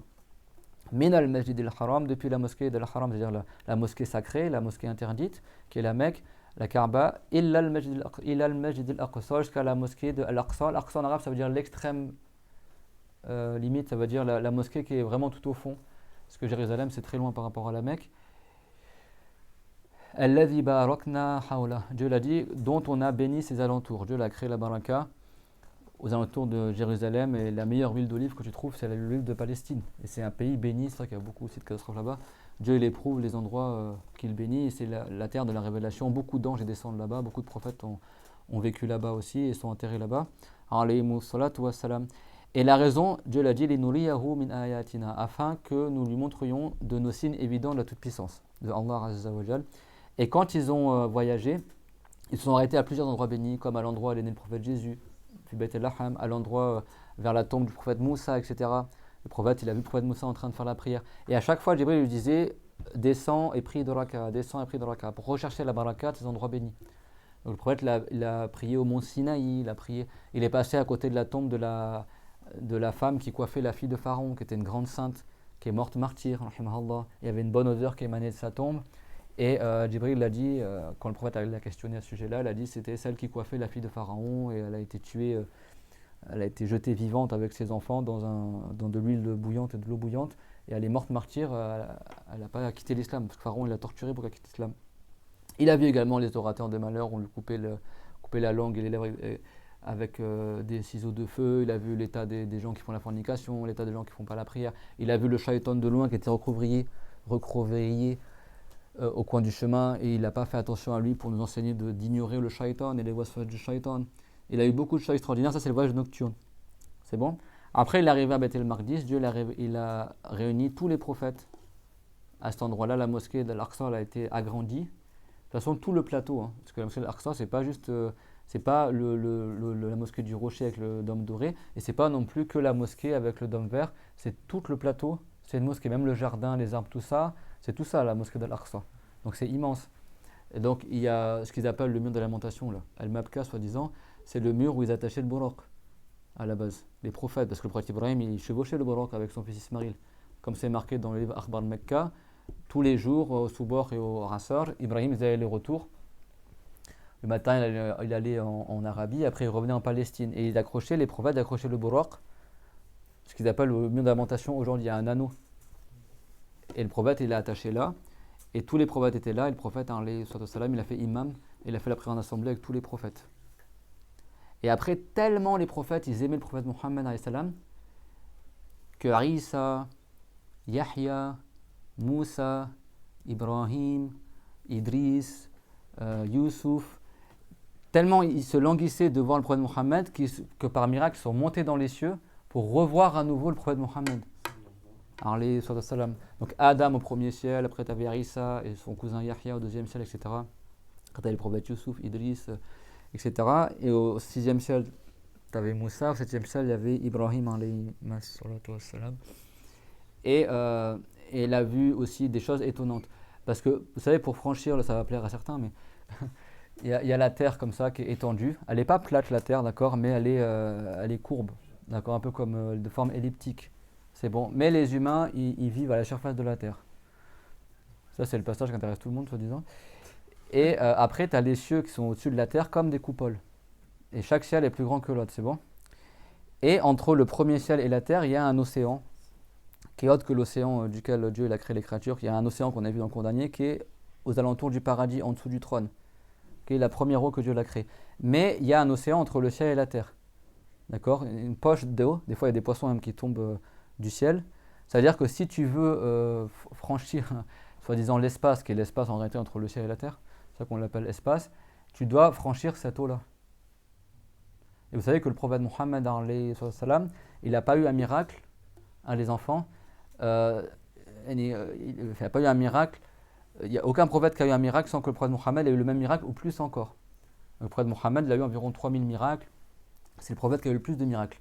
Vous savez que le prophète Moussa, Dieu il a fendu pour lui la mer Rouge en 12 passages, pas en un seul passage comme disaient les chrétiens.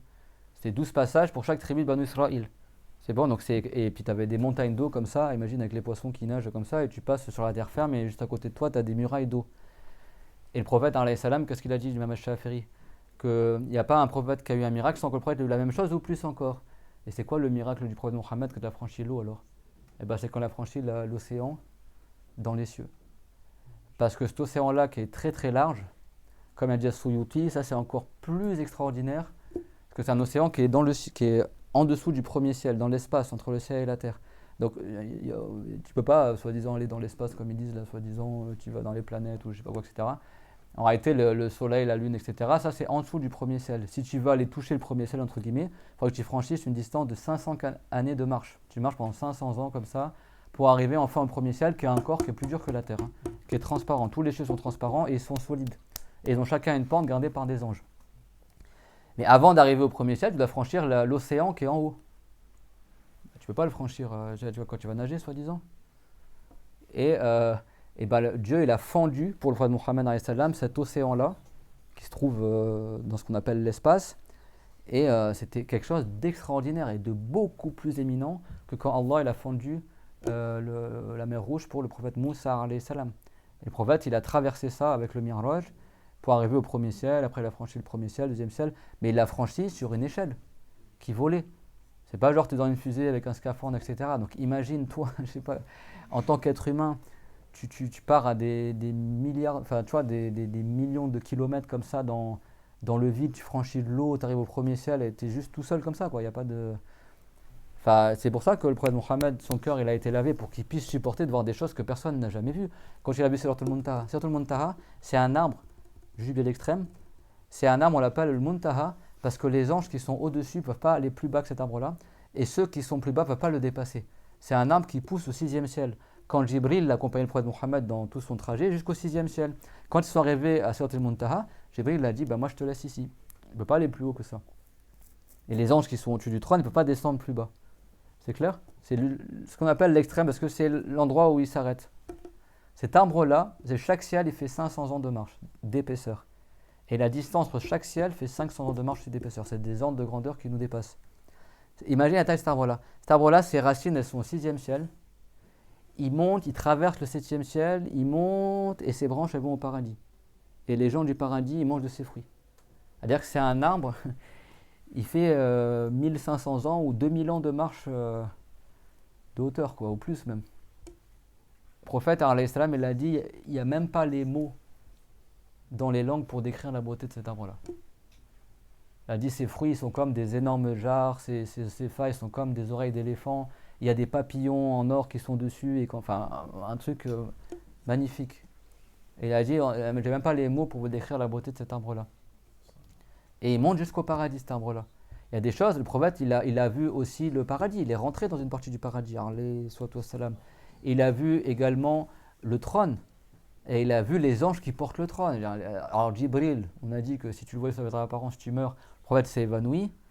Là, auprès de Jibril l'extrême, Jibril il s'est remis sur l'apparence. Et là, le prophète, il ne s'est pas évanoui. Et Jibril, Jibril s'est tellement rapproché qu'il était à une distance de 2 coudées du prophète. Les Wahhabites, eux, dans leur intelligence suprême, soi-disant, ils disent que c'est Dieu qui s'est rapproché de Mohammed, soi-disant, n'importe quoi. Les Wahhabites, c'est ce qu'ils enseignent, ils disent que quand le prophète il est arrivé au 6e ciel, comme Jibril il l'a laissé, du coup il était tout seul, il s'est senti triste, solitaire, comme si ce miracle-là qu'aucun prophète n'a vu, que le prophète n'était pas heureux de l'avoir. Et soi-disant, il s'est senti triste. Et donc là, soi-disant, regardez, A'ouz billah, ce qu'ils disent. Ils disent que Dieu, soi-disant, il aurait pris la voix d'Abu Bakr et qu'il aurait mis ses doigts dans le dos du prophète pour le consoler, au point qu'il aurait senti la froideur des doigts du prophète dans son dos. Purée, moi j'avais un ami sénégalais à l'époque. Avant de me convertir, je lui ai dit, parle-moi un peu des miracles du prophète. Il m'a raconté ça, A'ouz billah. Tu vois? Et ça, c'est ce qu'ils disent les Wahhabites. Ils disent qu'en fait, le prophète, il est monté dans les cieux et puis Dieu est en train de faire la prière. Donc, soi-disant, il est derrière un rideau, puis il est arrivé, il a dit Assalamu alayka. Donc, et Dieu il aurait répondu Assalamu alayka ayyuhan nabi wa rahmatullahi wa barakatuh.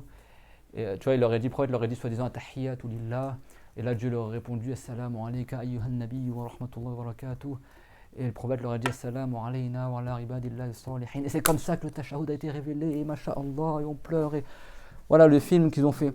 Et Dieu faisait la prière derrière un rideau, etc. A'ouz billah, le tashahhud, il n'a même pas été révélé durant cette nuit-là. Le tashahhud, comme ça dans le Bukhari et Muslim, en plus c'est vraiment des falsificateurs. Dans le Bukhari et Muslim, c'est rapporté comment le tashahhud il a été enseigné par le prophète, alayhi salam. Que les compagnons, dans leurs prières, certains disaient Assalamu ala Allah, Assalamu ala Jibril, Assalamu ala Mikaïl. Et le prophète les a entendus. Il a dit, ne dites pas le salam pour Allah. Parce que Allah, on l'appelle As-Salam. Salam, ça veut dire celui qui n'a aucun défaut. Bon, bien sûr, c'est un autre sens que pour le salam. Les compagnons, ils ne visaient pas quelque chose qui est faux. Yani. Et après, il a dit, c'est pas parce qu'il disait quoi? Assalamu ala Jibril, assalamu ala Mikaïl, assalamu ala Abu Bakr. Et il citait même des compagnons. Que le salam soit sur Jibril, sur Mikaïl, sur un tel, sur un tel, sur un tel.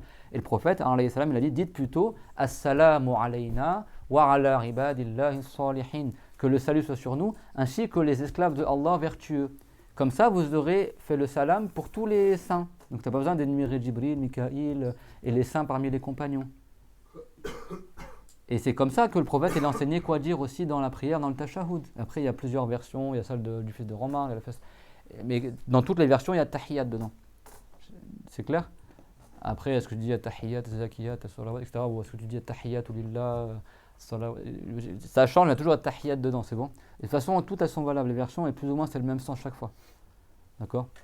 Tayyibat, salawat, al-mubarakat, etc.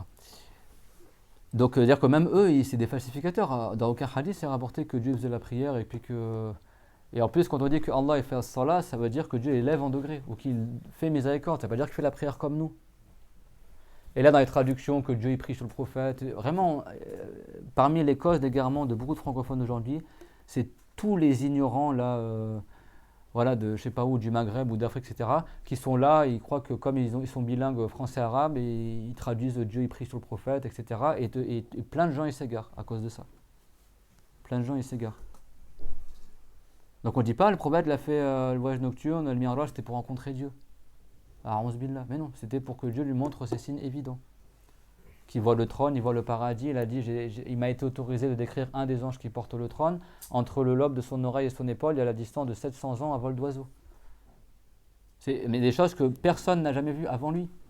Parmi les prophètes, c'était pour montrer le degré du prophète. Preuve en est, c'est que le prophète, alayhi salam, il est arrivé à un endroit où il a entendu la parole de Allah. Il est monté tellement haut qu'il a entendu même le bruit des plumes des anges qui recopient de la table préservée ou dans leurs feuillets, etc.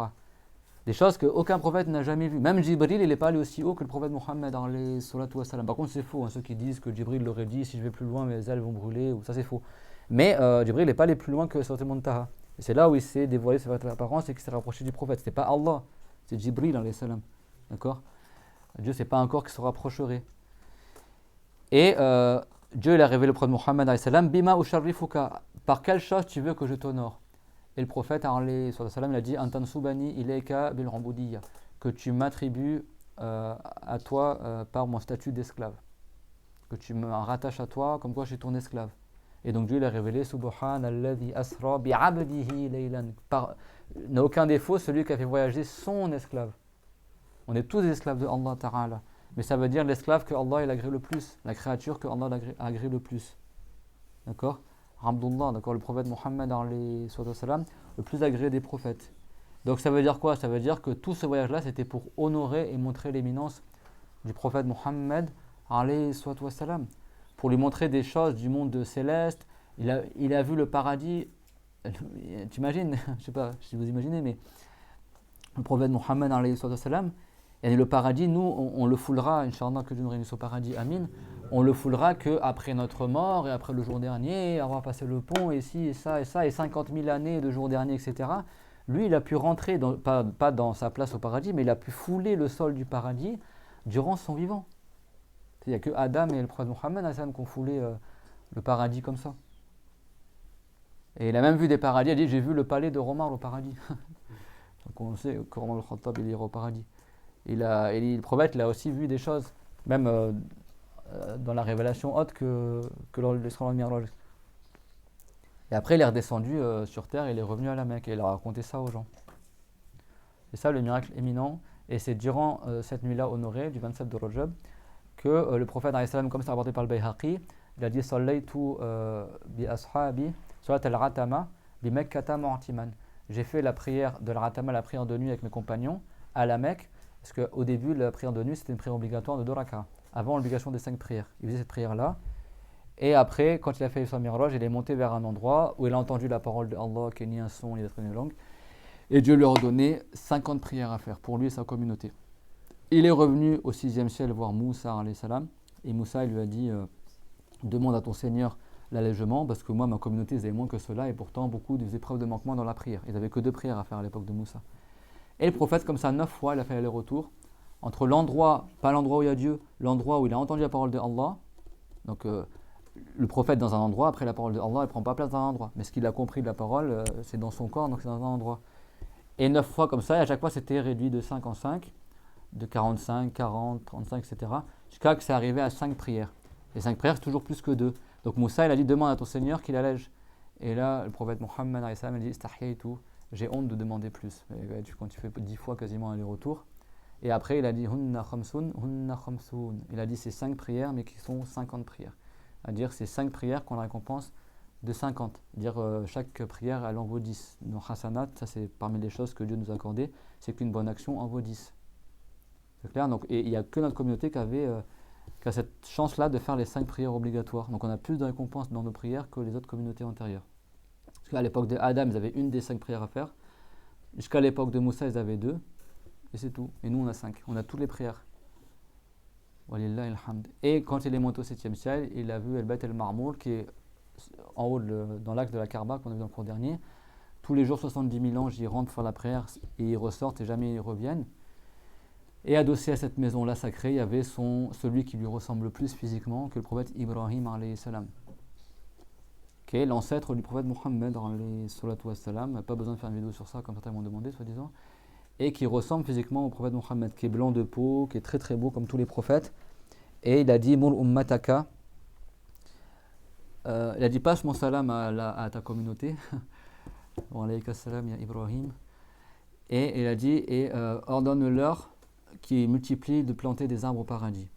Et le prophète il a dit Wama rirasuha. Et c'est quoi les arbres du paradis? C'est quoi qu'on plante au paradis? Et il a dit La hawla wa la quwwata illa billah. Quand tu dis La hawla wa la quwwata illa billah, La hawla wa la quwwata illa billah, dites-le. La hawla wa la quwwata illa billah. Tu as un arbre avec un tronc en or qui est planté au paradis. Il y a des champs comme ça entiers au paradis qui sont remplis d'arbres, qui se remplissent au fur et à mesure d'arbres. Je crois que tu fais du zikr. Et tous les arbres du paradis, leur tronc il est en or.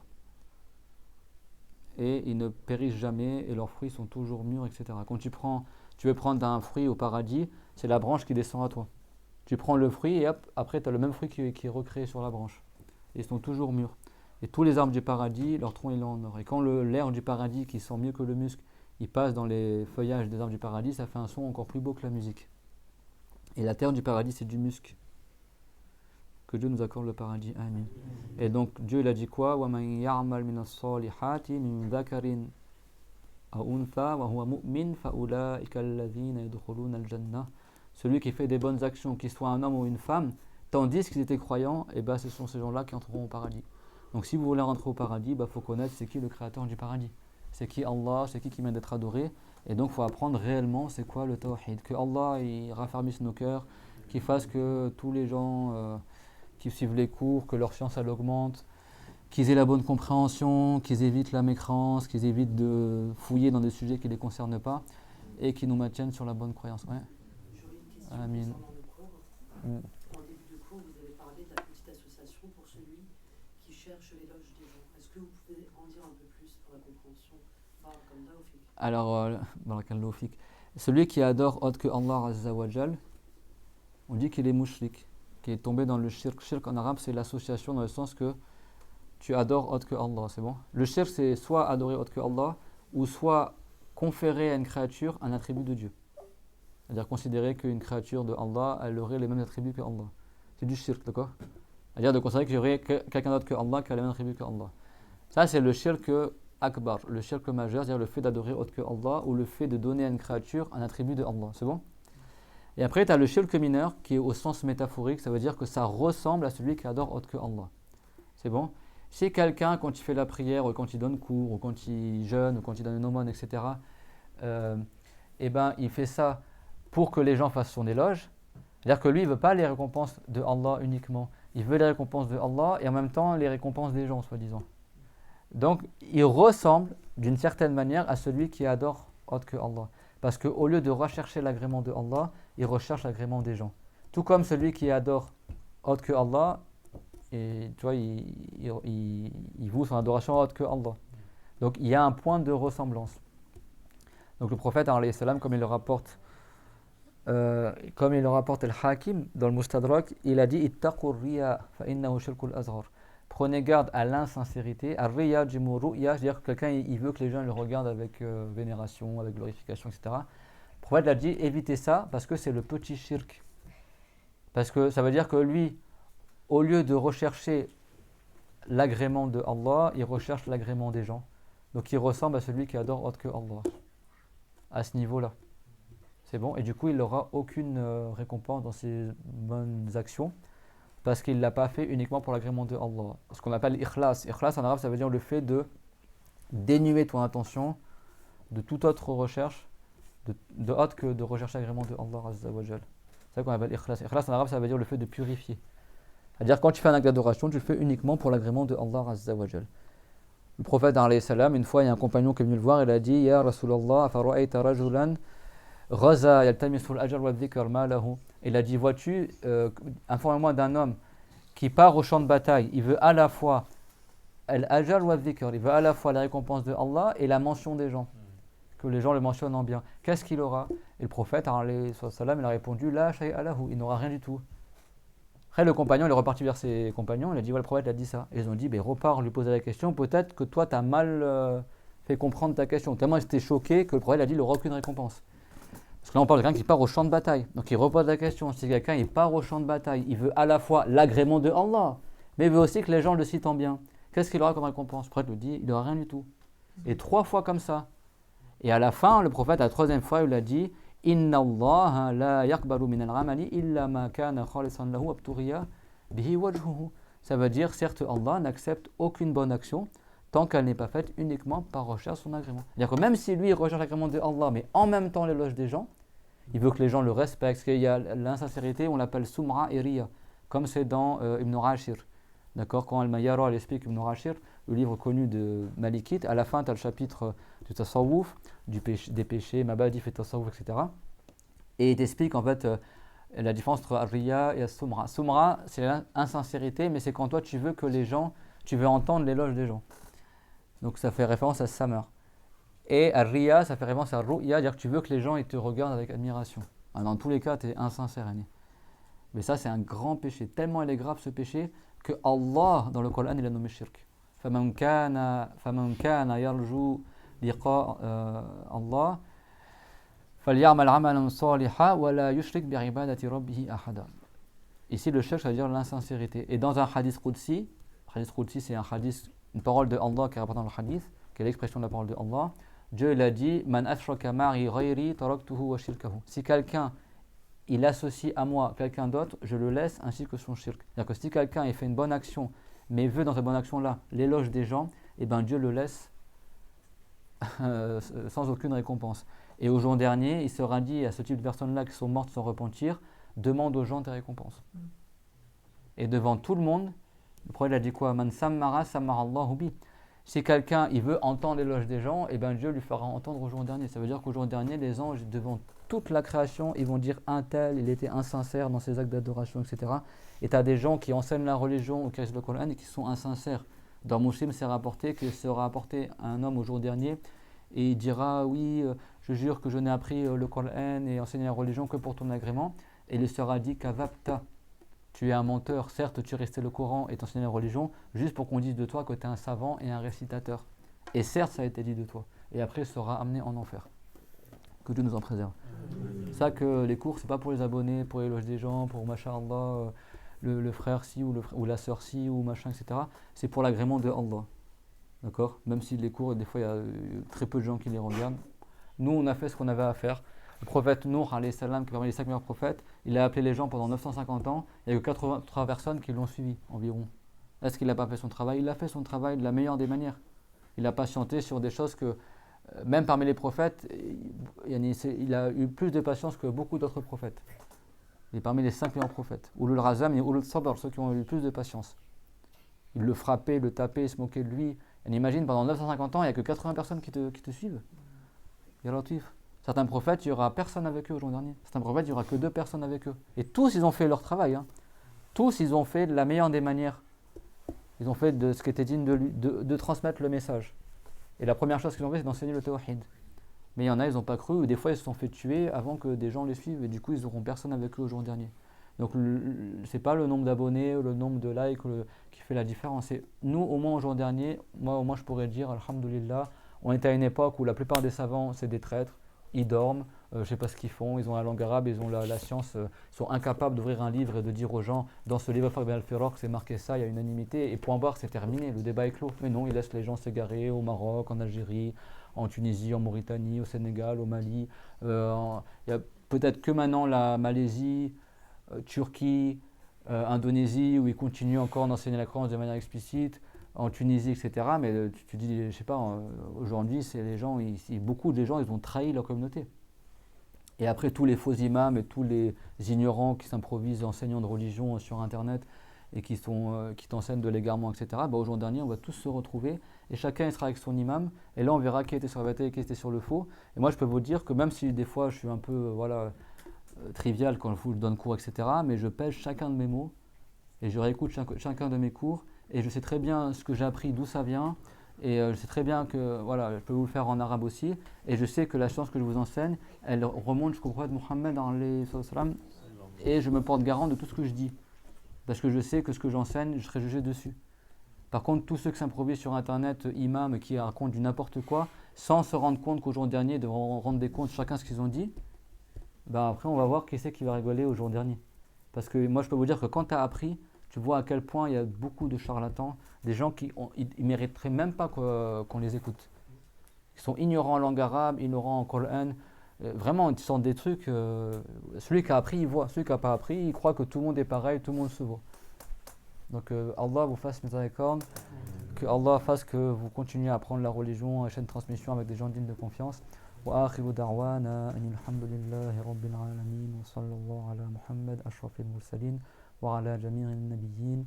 الله يا الله يا الله يا الله يا ذا الجلال والإكرام يا ذا الجلال والإكرام يا ذا الجلال والإكرام يا أرحم الراحمين يا أرحم الراحمين يا أرحم الراحمين.